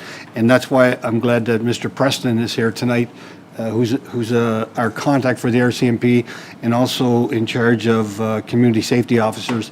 And I'm sure that, you know, this is something that's come up before that Councillor Richard has brought up, especially about your park and the issues you've had over there. So I think maybe it's time that, you know, from listening to, you know, sometimes when you bring one topic, you hear another one too. So I think it's time that, Mr. Preston, maybe you can contact the RCMP and have a sit down and maybe even have a meeting with the neighborhood over there about this. Also, I must say that when Mr. LeBlanc was going to build the same daycares up on the Ryan Road in our ward, there was a lot of the same questions about the noise, the traffic. At that time, Ryan wasn't finished the way it is now. It was quite rural. But I have to say is that I can say one thing is that he does work with the community. Anytime we've had an issue, he's been able to be contacted and worked on it together. And I think that's the big thing. And one of the things that I do find is that in our area, also the northwest end, is really growing too, and very fast. And I find that it's a welcome thing now when we hear that there's a daycare going up there, that the parents don't have to drive all over one side of the city to get to kids and then drive all the way back to another side. So there is some benefits. And I just spoke to a family over the weekend that just moved into the area in the northwest in my riding. And one of the things they talked about one of the reasons why they bought their house was because of the daycare being so close, that they could just park their car and actually walk and get their child. So there are pros and cons to it, but, I think overall, I think as long as everybody can work together, I think this will be a very successful moment for Fairview Knoll down the road. Thank you, Your Worship. Merci, Conseiller Butler. Conseiller Crossman. Thank you, Your Worship. Sarah, thank you for the presentation, and everyone who spoke at the mic, thank you for coming up and expressing your concerns. I apologize for having the monitor moved. I couldn't see you, so I really wanted to see your face, so I asked for it, so thank you for that.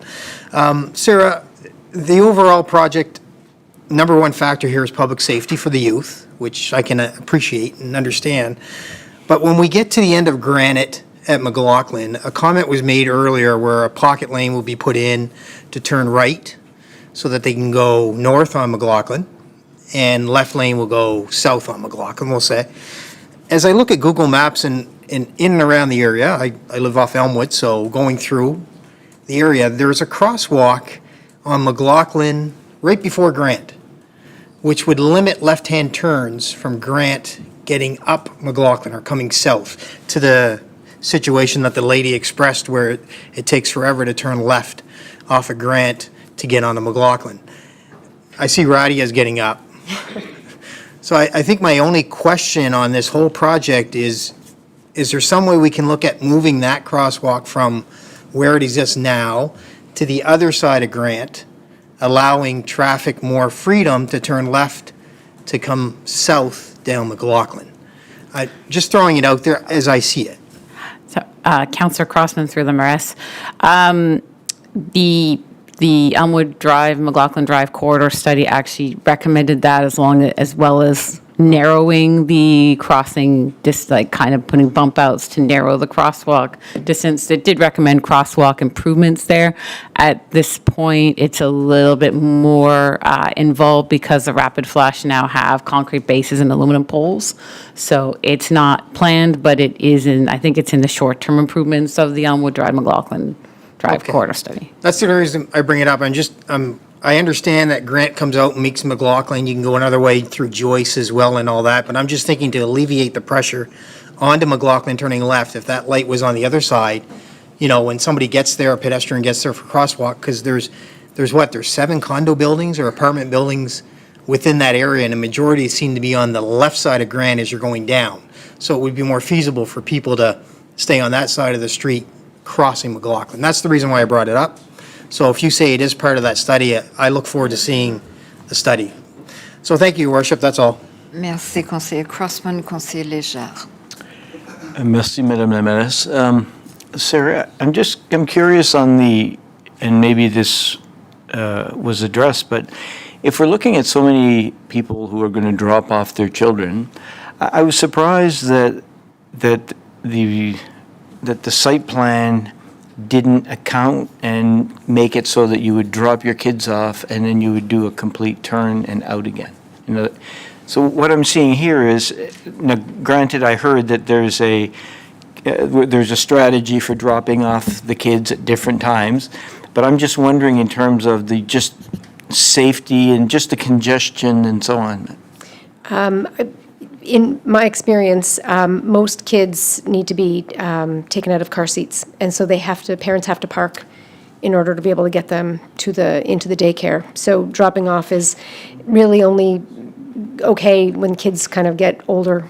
Okay, so most of the parking that we're seeing is really for drop-off and pick-up purposes, and not so much for staff, because that's sort of where you're not familiar enough with the daycare system. So I'm just sort of wondering, a lot of parking spots, so I'm just... Well, parking spots, some of the staff have cars and stuff, but a lot of our staff are newcomers and stuff, and they're really using our great bus system and everything. Yeah. So, but yeah, they have to drop they park the car, they get the kids out of the seat, and they bring them in. They all come at different times, and teachers can't be waiting. During COVID, we did that. They did a loop in. We had a person there, don't get out of your car, we'll take your child, we'll bring them in, and everything. But now the parents bring the child into the daycare, and it's all the preschool. The after school only show up on 3 buses, right? My bus and 2 city buses, they get dropped off all at one big lump sum. They go inside, have their snacks, and then we go outside and play after. We do an inside activity, then we'll go out after that. So the day drop-offs and everything, the parking lot, there's no congestion at all, because they start at 7 o'clock in the morning and they stop at 9 or 9:30, just coming, a car here, a car there, and everything, so. Okay. And is this a similar setup that you have with your other daycares? Yes, all same parking, yes. All the same type of parking system, okay. And just a question about I really liked the first look of your building. Yes. Much more modern than the second drawings that we have, with the different sloped roofs now and so on. Okay. Well, the right-hand side still has that, we want to give it elevations to it and everything. Yeah. The only thing that changed after the picture that they show at the top, instead of the final project, is there was from the basement up until the second floor, there's a 20-foot room in there where we're gonna put the slide and kind of like a McDonald's play park and everything. Yes. But when the province looked at it and stuff, they said, JP, we're not gonna count any of that space as play space for children. So then I was down to 200 kids, so I was paying $100,000 for this added thing. Now I'm losing $100,000 income a year off of having it. It just didn't work out, so we ended up, so that big window that you see there is now gonna be 2 big windows. There's gonna be a floor in between it. Okay. Can you picture what I'm saying? Yes, yeah. It's no okay. longer one 18-foot high room. Right, there'd be a floor in between. It turned into space to sell, Okay. to have the. And is that the color scheme that you're looking at? It's gonna be something like that, yeah, it's gonna be. Okay. Greg, you probably know Greg Cormier, Superstructures, he designs all my buildings. We want them to fit into the neighborhood. We don't want it to look that it doesn't belong there or anything, so we're gonna make sure it fits in and it's done well. And what about planting in the front and so on? Well, we have the minimum that we have to put, trees every so often and everything. We're gonna do Right. all that, but then until the fencing's in and everything's done, then we'll say, okay, let's do some landscaping, we'll put more black mulch or whatever it is, but that's after the fact, once we get all our play areas in and everything, so. And you plan to build immediately, I guess? And We're gonna break ground as soon as I can get when you get approval, okay. We're gonna be in by next September. Okay, and the garbage bin that's in the corner, does it, and maybe a question to Sarah, does it require to be fenced in, or is that If just depicting the location on our? Whatever the specs are, it'll be done, like it's, All right. whatever the. Okay.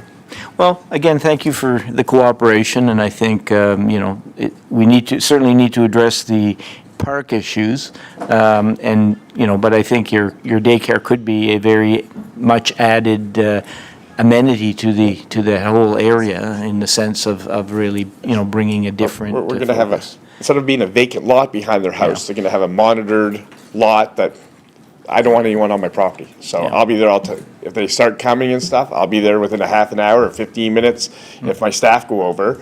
And I'll be real nice to the kids. Hey, guys, you can't be here. There's no trespassing sign and everything. And I got a good way with kids and youth and stuff. I'll be able to handle this. And maybe some of your cameras pointed towards the park. Towards the park? Yeah, like they know what's going on over there. Could be helpful for us as well. If you need it. Yeah. Thank you. Okay, thank you very much. Merci, conseiller Jarre. Conseiller Richard.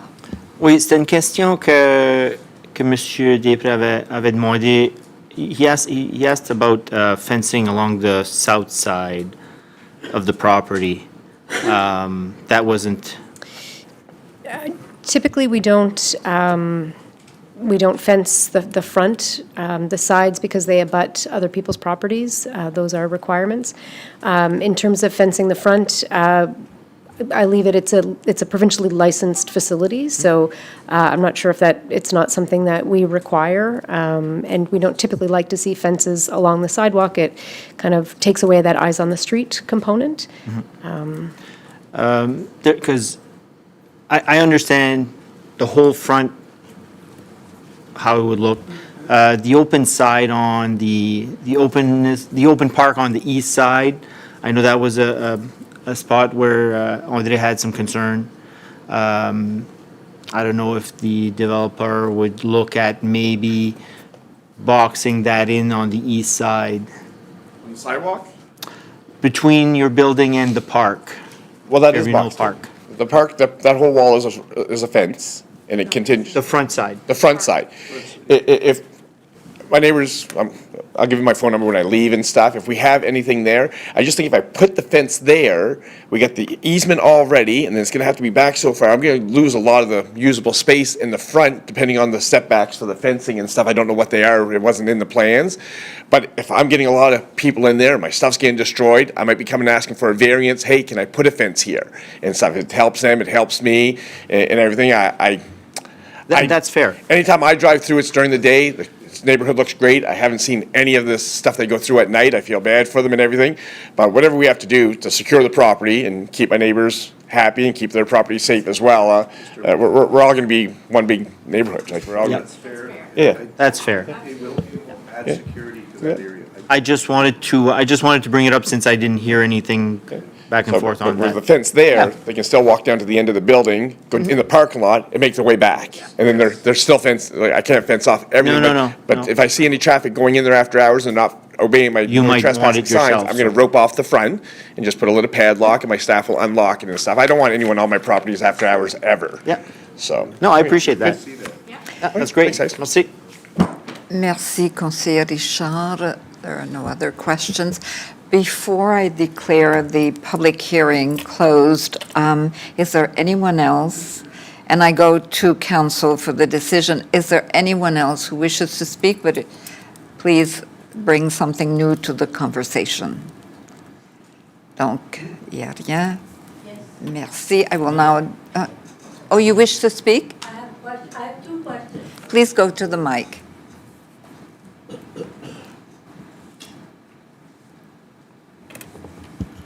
Good evening. Thank you. My name is Liz. I live in the neighborhood. I have two questions. One for the builder.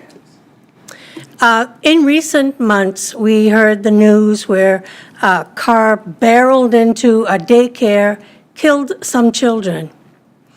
Would it be possible, because you don't have a fence at the front of your property, would it be possible to have either decorative stainless steel posts or cement concrete posts to avoid anybody from driving into the building? I think the way that, you have another question, then I'll get out. Yeah, the other question is for the city, because there are city bus stops very near there, and I'm sure that a lot of parents or students are going to be taking the bus off and on.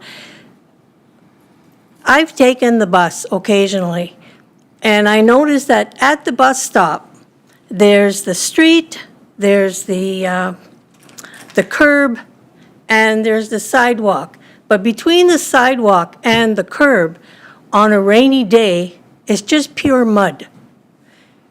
On those areas where there's going to be a lot of people taking the bus, would it not be to everybody's benefit to have either a cement pad so people that are waiting for the bus are not standing on the lawn that's pure mess, pure mud?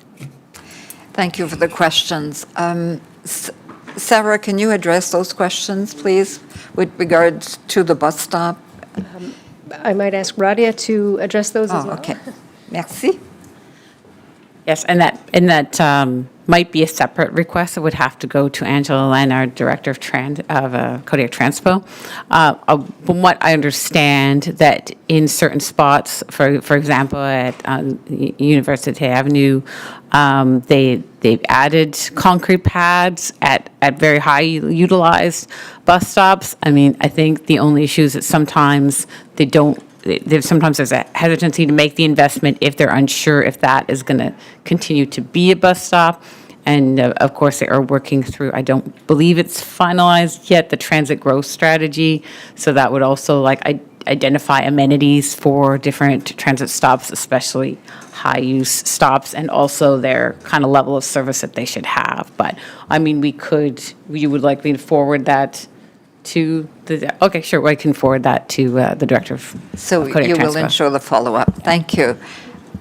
The other question was on the fence. Yes, I never heard about that car hitting a daycare, but the only place that they'd get enough speed to ramp would be coming down Joyce Street and would hit the fence behind his backyard. There's no building at that end, coming straight down Joyce. The other end of the building is all 2 7/8 galvanized commercial fence posts in the ground with the commercial fencing on it and stuff, that's going to slow down any car before it hits the building. I hate to see any kids in the fenced area. We can't. We can only protect as much as we can. Like that's something that we would never foresee, and putting cement barriers all around the place to look like Iraq or something's not gonna fly with Sarah, I know. Thank you so much. I will now declare the public hearing closed, and we do have a motion. So could I have a mover and a seconder for the motion, please? Conseiller Richard and Conseiller Regid, do you wish the second? C'est beau. Donc, are there any more questions? Any other questions? I see none, so we will go to the vote.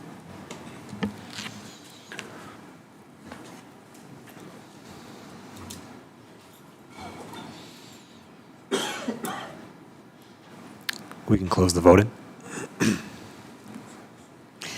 Merci, thank you. Motion carried unanimously. Thank you, everyone. Thank you for coming this evening. Merci à tous.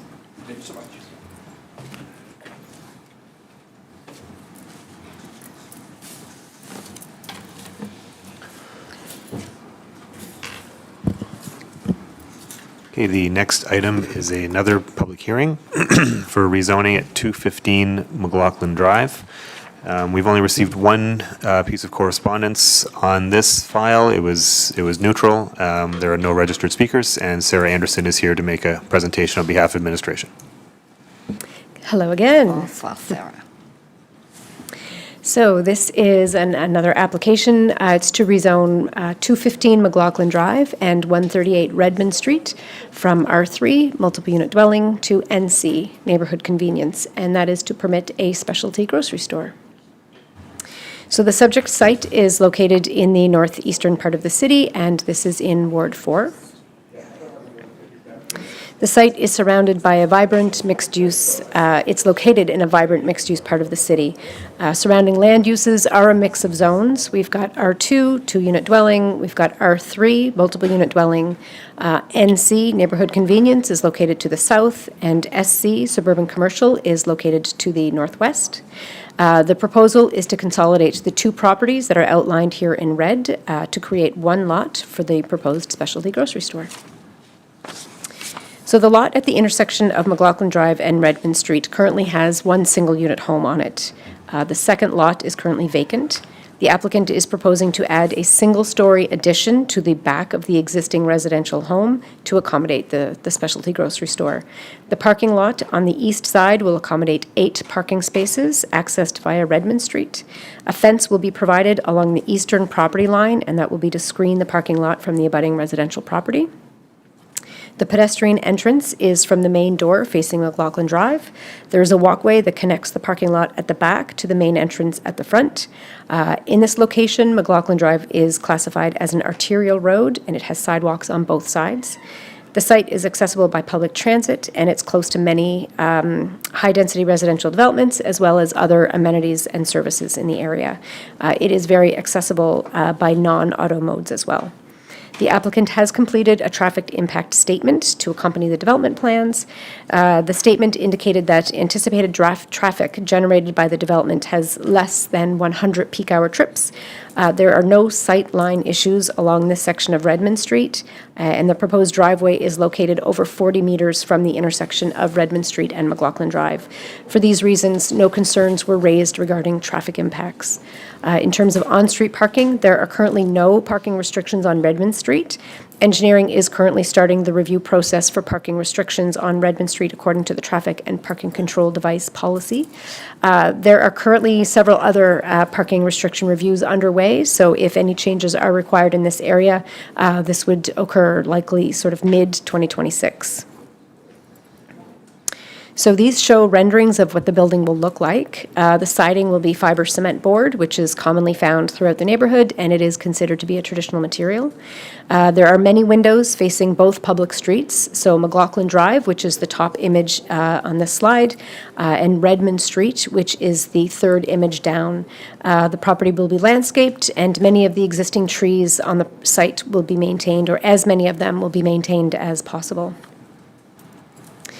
So in terms of objectives, the site is designated as neighborhood, or NH, in the municipal plan. The application supports the municipal plan's vision by promoting growth and enhancing the neighborhood with an amenity while satisfying neighborhood policies by having it be located on a major corridor. It is serviced by public transit and active transportation. It's in proximity to, and it provides a neighborhood service and amenity, and the development contributes to an attractive and pedestrian-oriented development. So with that, in terms of a recommendation, it is recommended that Moncton City Council approve the proposed zoning amendment, being Z 222.51, subject to a resolution with a number of conditions that are included in the package. In terms of feedback from the public, as noted, one resident did submit comments about traffic concerns. But they noted they were neutral about the rezoning application. We also got a letter from the resident who lives directly to the east, requesting that the recommended condition regarding the fence on that west side of the parking lot be made official. They're, as I mentioned, they're the owners of the lot next door, and they would prefer to see the parking lot screened. So administration did respond that if approved, that condition would become, that recommended condition would become a formal condition, and that would be registered with the rezoning and would be a requirement of the rezoning. And with that... Thank you, Sarah. Is the applicant here this evening? Yes. Yes. Do they wish to speak? I think just to answer questions. Just to answer questions. Yeah. C'est beau. Yeah. So we have no objectors? No. And is there any proponents, people who support the project, who wish to speak? No, you're making this too easy. I like it when it's complicated. It's easier to follow. Donc, so there are no... Vous voulez parler, Monsieur Richard? Oui, allez-y, le conseiller. Oui, Merci. go ahead. Sarah, we mentioned the mature trees. There's no official plan or how to protect which trees will be protected, or there's nothing we can... The trees are, for the most part, they're along the side facing Elmwood Drive, and then McLaughlin. Yep. And then the south side, which faces the existing building to the south. The addition is on the east side, so no, there's not much chance that those trees they won't need to be touched because the construction won't really be on that side. So there is a condition that they are to protect and maintain them as much as possible during the construction. Okay, I just wanted to clarify that. You talked about the traffic restrictions, no parking signs basically on Redmond, close to McLaughlin. I would hope that we go from west to east, so from McLaughlin going up Redmond, up to at least that driveway that they're going to be going into the property, so that nobody's just parking on the side of the street to go into the store. At least it pushes them away from the intersection. Right. And I would suggest the same thing on the opposite side of the street. Same length, just to be safe. Fair enough. Those are definitely noted by our traffic engineer. Thumbs up, right on. Thank you very much. Merci, Conseiller Richard. There are no other questions from council. I will now declare the public hearing closed. We have a motion. Conseiller Richard, you wish to move, and Conseiller Adjut, you wish to second. C'est beau, merci. Any questions on the motion? No? So we will go to the vote.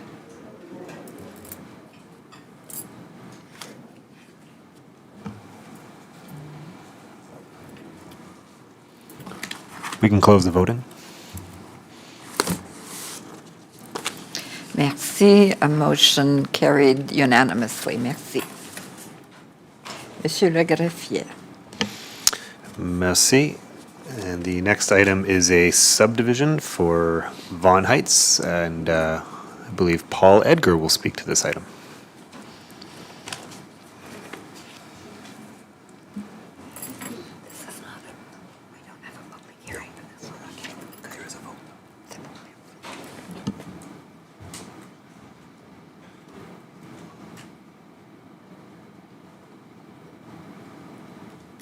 Bonsoir, Paul.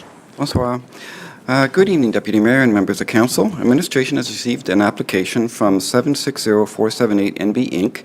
for the Vaughan Heights subdivision. The subject property is located in Ward 3 on the north side of Charles Lutz Road, approximately 1.2 kilometers from Mountain Road. The Crystal Springs subdivision, located directly to the west of the area outlined in red, has been in place for several years. That has one connection coming out from there, Pleasant View, which will hit the new subdivision. The closest bus route to this area is back out on Mountain Road. However, the transit growth strategy is expected to include a recommendation to add Ryan Street service within the next several years. As well of note, the Northrop Fry School, a K-4 French English immersion school, is located approximately 1.4 kilometers from the new proposed subdivision on Ryan Street. Current zoning is R2, two-unit dwelling. The purpose of the tentative subdivision plan is to create new residential lots, land for public purposes, and the following street right-of-ways: Pleasant View, Pearl, Quarry, Jazz, Pink, Eloise, and Chocolat. As well, Lot 24-1000 will be created for stormwater detention purposes. And of course, along every street, there will be a 5-meter public utility easement for MB Power and Bell Alliant and Rogers. The tentative subdivision plan is creating 108 large residential lots. By large, we mean minimum size of these lots is 720 square meters each. With that, with the 4 units as of right initiative, each of these lots could contain up to 4 units on them, thus bringing the overall density of the subdivision to 432 units, providing a much-needed missing middle housing options for the future residents of Moncton. This is a could, it may not happen, it all depends on what the residents there want to do. Staff from Parks, Engineering, and Planning and Development collaborated to identify an optimal site for the proposed LFPP. This site is not only substantial in size, but is also strategically located in a position next to the lands that have potential for future development. These adjacent lands will allow the possibility of further expanding the park, creating a much larger area for recreation space in the future. On the aspect of LFPP, the landowner is donating 12,891 square meters of land towards it. This exceeds the 10% requirement by 48.5 square meters. With respect to street construction, Pleasant View and Quarry Avenue will be built in urban collector minor street classification. It'll have sidewalk on one side, multi-purpose trail on the other, while Pearl, Jazz, and Eloise Avenues will be built in urban collector minor street classification with sidewalk only on one side. Pink Street, named on behalf of breast cancer awareness, will be built in urban collector minor street classification with sidewalk on both sides. The reason we're putting it here is because it fronts on the LFPP, so we want people to be able to access it easily. Chocolat Court will be built in urban local minor street classification without any sidewalk. Traffic study, as for all brand-new Greenlands subdivisions, was created for this area. The recommendations from the study include a westbound left turn lane on Charles Lutz Road at the Ryan Street intersection. This can be accommodated well within the existing back-to-back curb of the existing street, just with line paintings. As well, the study recommends the extension of the active transportation facilities along Charles Lutz Road west of Ryan Street. To this means the proposed subdivision accounts for 36% of the future traffic in the area at full build-out. And it is therefore recommended that the developer contribute an equivalent cost towards the active transportation improvements along Charles Lutz Road. So for the recommendations, the Planning Advisory Committee recommends that Moncton City Council assent to the extension of Rue Pleasant View Street, assent to the creation of Avenue Pearl Avenue, assent to the creation of Avenue Quarry Avenue, assent to the creation of Avenue Jazz Avenue, assent to the creation of Rue Pink Street, assent to the creation of Avenue Eloise Avenue, assent to the creation of Chocolate Court, assent to the location of the land for public purposes, and assent to the location of Lot 25-1000 for stormwater detention purposes. Subject to the following conditions: that the developer enters into a contribution agreement with the city to contribute to the cost of active transportation improvements along the Charles Lutz corridor, and that streets and services are to be designed and acceptable to the engineering department, constructed in accordance with the subdivision development procedure standards and guidelines. Thank you. Any questions? Merci beaucoup, Paul. So we have a motion Conseiller Steve, do you wish to move, and Conseiller Butler second? Yes, I have a question. Have a question. So go ahead with the question, Conseiller Butler. Thanks for the presentation. A couple things. We're having issues out there. I get calls all the time in regards to the traffic on Charles Lutz now, especially since there's big trucks. There's a couple of businesses at the end with gravel trucks driving in and out. So the plan for Charles Lutz down the road, because if this builds out totally, there's a lot of traffic coming there. So what's the future look for Charles Lutz Road? I'll turn it over to Evadia. All righty. Hello, Councillor Butler through the mayor. So the plan is to reconstruct Charles Lutz Road. It would not be any more travel lanes. It would probably be like a 10.5 meter width, so be one through lane in each direction, maybe allow for turning lanes at major intersections. But it is currently, I believe it's currently a rural standard, so it is within our Capital Works program to reconstruct Charles Lutz, and that's why we're only requesting the contribution for the active transportation component. So the study would have looked at and would have used the same models that were developed for the draft North End Transportation Plan, accounting for all the approved development in the North End, a high level of development, and it did not recommend any changes at the Mountain Road Charles Lutz intersection, just the turning lane, as Paul had mentioned. Okay, well, thank you for that. It's great to see that we're thinking ahead and that we're going to be doing something there to make it a little bit better for traffic. The second thing is Mr. Edgar, has anybody contacted NB Power in regards to this subdivision? And I tell you why, is that the last time that we spoke regards to any big development up in that area, they were saying that they were at their limit. They were going to have to put something new over it. Maybe somebody here already knows it, that had worked or does work, I don't know, for MB Power, but that they need to put more into the substation on Charles Lutz because of the power drag. Right, so in every subdivision process that we go through where they're creating subdivisions on lots that have not had easements, we always contact MB Power. Our main contact is Francine. She then filters that out to her working group, and they would come back with any concerns or questions, or, yeah, everything's good here. We never heard anything to the like of that for that area. Okay, so in my last one, and I was talking to Elaine beforehand, and you probably might know this was coming, but right after the Zach Road, Pleasant Street comes down into Crystal Springs, is that correct? Yep. Yeah, so we have two jurisdictions there as far as plowing. Yep. So when you go into, when you come off of the new subdivision into the old subdivision on Pleasant, it's across from the Zach Road, but you're also into Crystal Springs, and that becomes the province of New Brunswick authority. They do all the plowing, the salting, the cleaning of the ditch. Well, I won't say they do the cleaning of the ditches. Let's say they're supposed to clean the ditches, they're supposed to salt, and sometimes they forget to plow. But with that being said, they're coming from ours into theirs. Have we spoken to the province of New Brunswick so they know that there could be more traffic on like Pleasant Street coming through? This would have been sent to definitely the school boards. Just check my notes here on the others. Well, you can get back to me. These are just things that I came up with when I looked at it. It's, we have some problems that Councillor Steves and I out there, we're always having to call the province on their number to find out if they're going to remember to plow and also salt and to clean. So you're coming from our jurisdiction into the provincial jurisdiction. I would just like to, and the people will want to know that's living out there. Yeah, generally, when I was in engineering, we had reciprocal right-of-way agreements for snow plowing and maintenance and stuff like that. So I helped look after all of that and all the new streets that went in. These streets here, and so DTI and Public Works Group would end up getting together to figure out who is best to plow this area.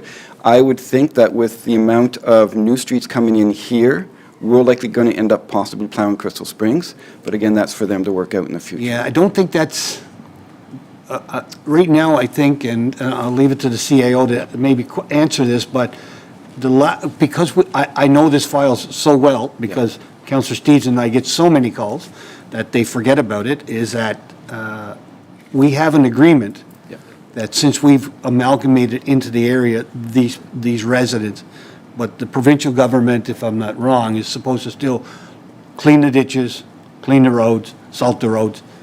Doesn't always happen. So if we're putting more traffic on Pleasant coming out, if they come out Crystal Springs, it could be an issue. That's all I'm saying. You're going from one to the other. I'm just, maybe it's something that maybe Elaine can talk with her counterpart in Fredericton and find out, where we're at with this. We can definitely find out for sure. Yeah, there's definite phasing that has to occur here, working with the fire department. They got to come in off of Charles Lutz Road first, then connect to Pleasant View to get that second way out, then they can start working eastward. Sure, yep. So, but yeah, no, we can definitely. Just something for a thought. Anyway, thank you. Appreciate it. Thank you, Councillor Butler. We do have, if there are no other questions, we do have a motion, so we can go to the vote.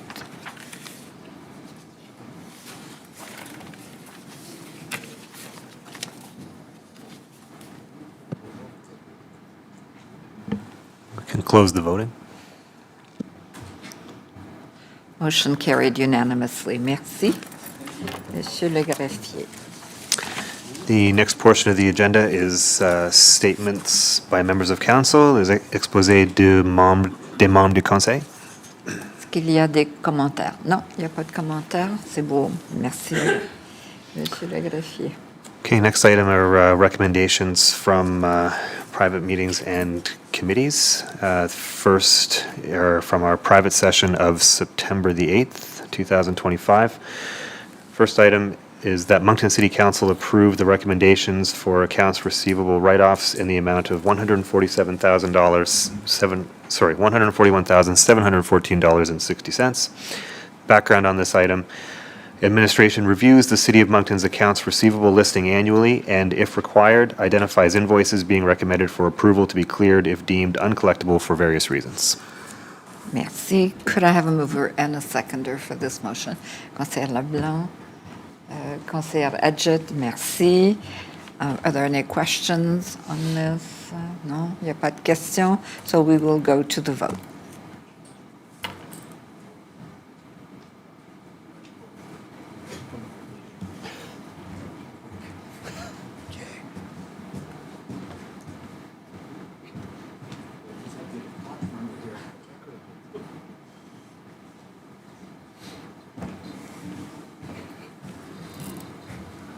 We can close the voting.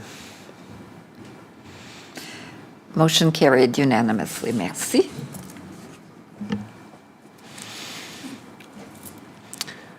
And the next item, that Moncton City Council direct administration to undertake the subdivision of PIDs 00747741 and 00754465 to create 10 building lots, and following subdivision to issue a request for development proposals from affordable housing developers in accordance with the disposition and acquisition of municipal land policy, and allocate 2 of the building lots to Habitat for Humanity. The background on this item: the above noted properties were declared surplus for the purposes of affordable housing. An expression of interest was issued to nonprofit housing partners within the community. Habitat for Humanity was one of several respondents who expressed interest in developing affordable housing on surplus city-owned land in Moncton. This subdivision enables a mix of housing units across 10 lots, with 2 lots identified for stacked semi-detached housing that fit the Habitat for Humanity housing model, and the remaining 8 lots able to accommodate up to 4 units, enabling a total of up to 40 affordable housing units.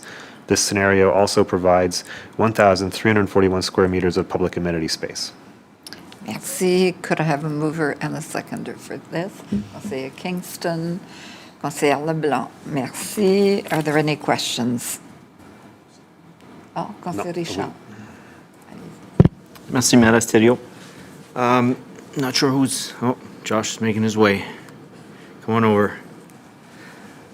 Where we mentioned the expression of interest that was issued to nonprofit housing partners, and Habitat for Humanity was one of the several respondents.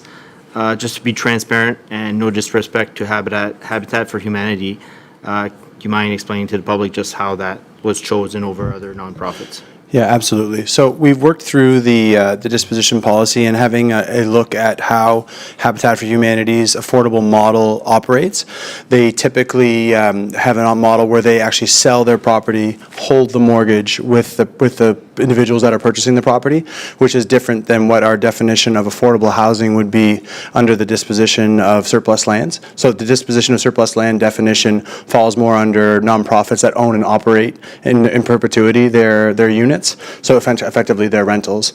So we felt that in this example, in low suburban development areas with lower densities, that this would be a good opportunity for the city to potentially partner with Habitat for Humanity, knowing that they would struggle in going through the process for the other remaining lots, based on the way that the policy is written today. Because the policy, it's just in terms of how that nonprofit operates its housing model compared to the conventional ones who will build, rent, and operate theirs in perpetuity. So it's just differentiating between the two, knowing that it's a need and it's a rare opportunity for the city to have affordable ownership, while also mixing in affordable rentals as per the policy as well. Thank you for the explanation. Merci, Conseiller Richard. Any other question? If not, merci, Josh. We will go to the vote.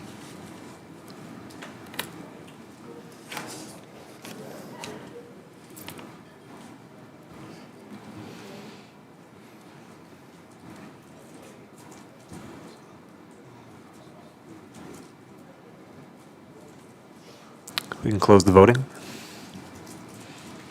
Merci. Motion carried unanimously. Merci. Monsieur Le Greffier. The next portion are the recommendations from the Committee of the Whole meeting of September 22nd. First item, that Moncton City Council at its Committee of the Whole meeting of September 22nd is recommending the following. Number one, that Moncton City Council adopt the Climate Change Adaptation Plan and direct administration to bring forward recommended actions for Council's consideration as part of the budgetary process. Background on this item.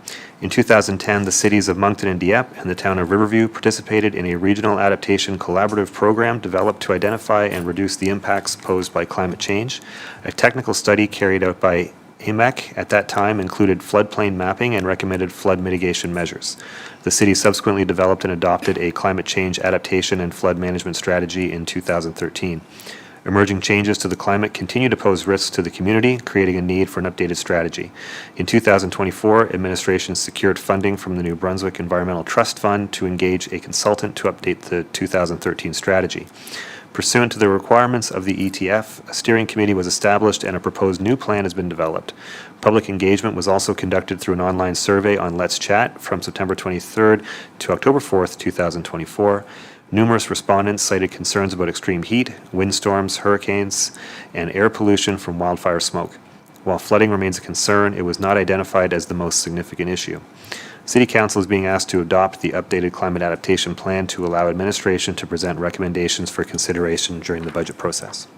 Thank you. Could I have a mover and a seconder for this? Conseiller Jacques, Conseiller Leblanc. C'est beau. Yes. Any questions? There are no questions, so we will go to the vote.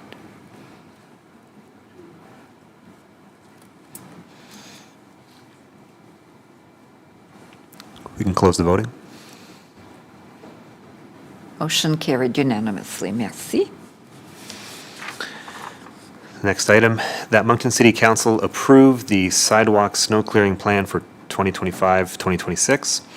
Background, each year administration undertakes a review of requests to change the sidewalk snow removal plan for the next snow season.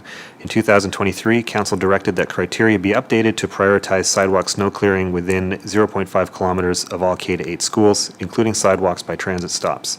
The existing service covers 65% of the city's sidewalk network. While no new additions are contemplated for 2025-2026, adjustments to the serviced side of certain streets were made to the plan to improve access to bus stops, totaling 3.8 kilometers. Additionally, 15.7 kilometers of requests for expanded service were received but couldn't be considered. Thank you. Could I have a mover and a seconder for the motion, please? Conseiller Kingston, Conseiller Redgett. C'est bon. Merci. So any questions? Oh, Conseiller Crossman. Thank you, Your Worship. Alexandre, I guess, through the city manager. The last sentence says, additionally, 15.7 kilometers of requests for expansion were received but could not be considered. The reason that they could not be considered or they were not considered? Thank you for the question. The team reviews all requests, but as stated, we didn't have any additional capacity to expand the plan. So it is additional capacity that will not allow? Yeah. And this will come forward in the budgetary process so that council can make a decision on expanding that? Council will have an opportunity to add capacity during the budget cycle. During the budget cycle? It would have the ability to do so. Okay, good. Thank you, Your Worship. Thank you. If there are no further questions, we'll go to the vote.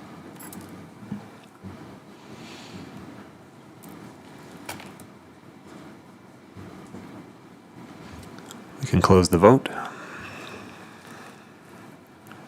Motion carried unanimously. Merci. Next item, that Moncton City Council approve in principle the fees and charges per the attached schedules to be utilized in the preparation of the 2026 proposed operating budget. Background, on an annual basis, as part of the budget process, City Council is requested to approve the proposed fees and charges to be included in the calculation of revenue from its own sources for the city within the budget. The information contained in the schedules forming the fees and charges details to the budget also serve to amend and update the schedules attached to the fees and charges bylaw following budget deliberations. Merci. Could I have a mover and a seconder for this, please? Could I have a mover and a seconder? Conseiller Léger, Conseiller Crossman, seconded. Donc, any questions? Oh, c'est beau, Conseiller Léger. Merci, Madame la Mairesse. A quick question regarding fees related to fire safety.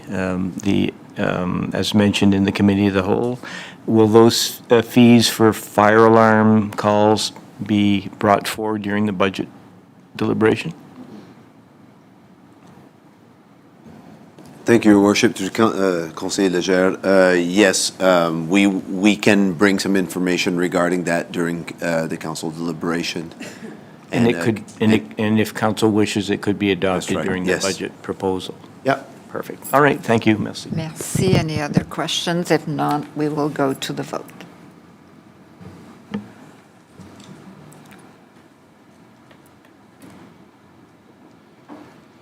We can close the vote. Motion carried unanimously. Merci. Monsieur le greffier. And the final item, that City Council desires to implement and adopt a crime reduction and prevention plan and establish a committee of council to draft a proposal for council's consideration within 6 months. The background on this item, council discussed the issue of implementing a committee consisting of several councillors to develop a plan as to how to better address the issue of crime prevention in the city of Moncton. The CAO agreed to work with Councillor Bourgeois to develop the scope and scale of such a committee. Thank you. Conseiller Butler, do you wish to move that recommendation? Seconded by Conseiller Léger. C'est beau. OK. Any questions on this? No? Pas de questions? So we will go to the vote.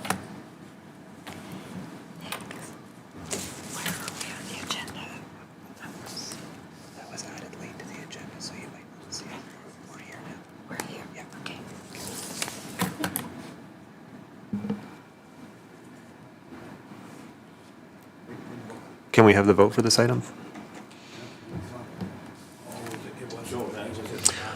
Oh, okay, this item was added late, so I think we'll have to do a show of hands. So all in favor? Unanimous. Thank you. Merci. Monsieur le greffier. Okay, moving on to reports from administration. We have one item. It is tender TCS 25-038, snow removal for downtown parking lots. And the recommendation is as follows, that Moncton City Council approve administration's recommendation to award tender number TCS 25-038, snow removal downtown parking lots, to the lowest bidder meeting all terms, conditions, and specifications of the tender, being Signature Landscape Limited, for a 12-month period with options to renew the agreement for up to 2 additional 12-month periods, at a total estimated cost of $607,423.76, including HST at 15% over a 3-year period. Thank you. So we have a motion. Could have a mover and a seconder, please. Conseiller Butler and Conseiller Kingston. Are there any questions? No questions. We will go to, Conseiller Butler. Thank you. It's just to Jock. Jock, when it says that it can be renewed for 12 months or 2 years, does that mean, do they have to come back with a new price, or they have to stay with that price? Thank you, Your Worship, to Councilor Butler. The way it works is, in their bid, they've already submitted what that inflationary price would be for the year 2 and year 3.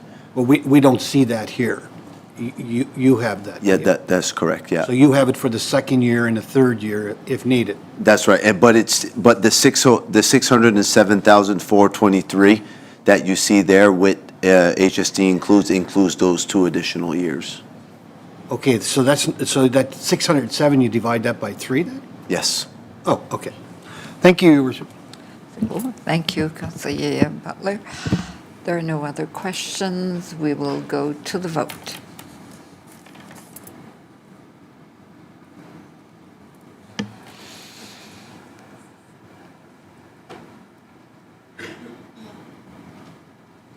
We can close the vote.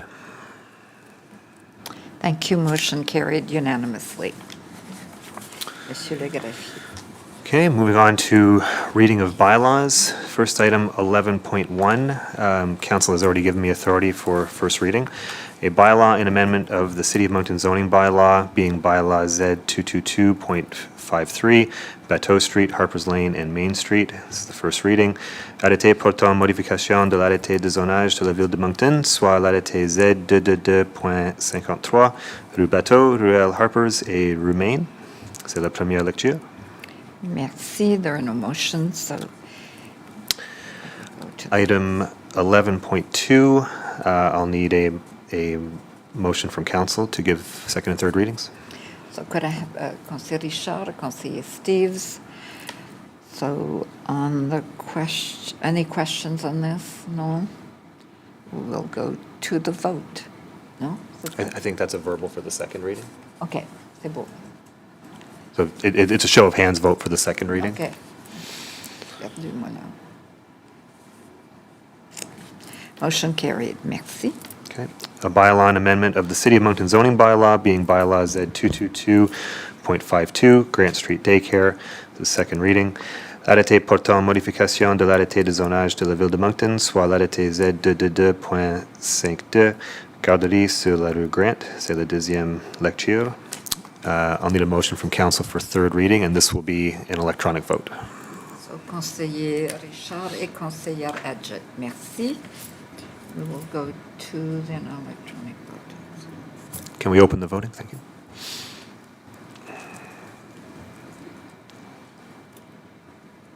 We can close the voting. Motion carried unanimously. Merci. This is third reading of a bylaw and amendment of the City of Moncton zoning bylaw, being bylaw Z 222.52, Grant Street Daycare. This is third reading. Arrêté portant modification de l'arrêté de zonage de la ville de Moncton, soit l'arrêté Z 222.52, garderie sur la rue Grant. C'est la troisième lecture. So I need a move. Do I need a move? No, that was it. C'est bon. C'est tout. Item 11.3, I'll need council approval to give second reading. That'll be a show of hands vote. So I need a. Mover and I seconder, need yes. a mover and a seconder. Donc, c'est qui là? Conseiller Richard, Conseiller Steves. Bon, merci. This is a bylaw and amendment of the City of Moncton zoning bylaw, being bylaw Z 222.51, 215 McLaughlin Drive, second reading. Arrêté portant modification de l'arrêté de zonage de la ville de Moncton, soit l'arrêté Z 222.51, 215 Promenade McLaughlin. C'est la deuxième lecture. I'll need approval from council by electronic voting to give third reading.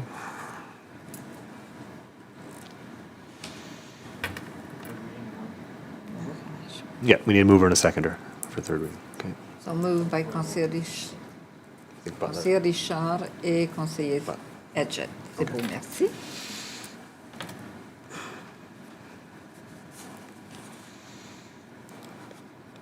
Can we open the voting electronically?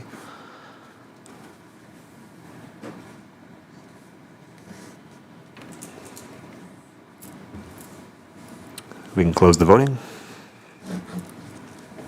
Motion carried unanimously, merci. This is a bylaw and amendment of the City of Moncton zoning bylaw, being bylaw Z 222.51 for 215 McLaughlin Drive. This is third reading. Arrêté portant modification de l'arrêté de zonage de la ville de Moncton, soit l'arrêté Z 222.51, 215 Promenade McLaughlin. C'est la troisième lecture. Those are, no, that's it, we're done. That's it? Okay. Oui. C'est beau. And the next item on the agenda is notices of motions and resolutions. We have one resolution for the Capital Borrowing Board application for financing. I won't read the entire item because it's been circulated in writing to council, but the main resolution is resolved that the clerk and/or treasurer and/or mayor be authorized to issue and sell to the New Brunswick Municipal Finance Corporation a municipality of Moncton debenture in the principal amount of $20,744,000 on such terms and conditions as are recommended by the New Brunswick Municipal Finance Corporation, and be it resolved that the municipality of Moncton agree to issue post-dated checks payable to the New Brunswick Municipal Finance Corporation as and when they are requested in payment of principal and interest charges on the above debenture. Merci. Could I have a mover and a seconder? Conseiller Richard, Conseiller Kingston. Any questions? No questions. We will go to the vote, which is electronic.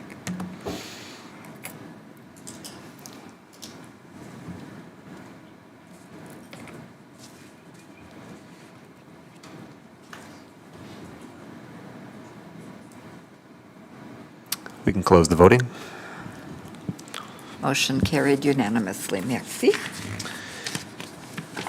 Item 13 on the agenda, appointments to committees, nomination à des comités. Il y a rien. And last item is the adjournment. Conseiller Richard. Merci. Merci à tous. Merci beaucoup. Thank you.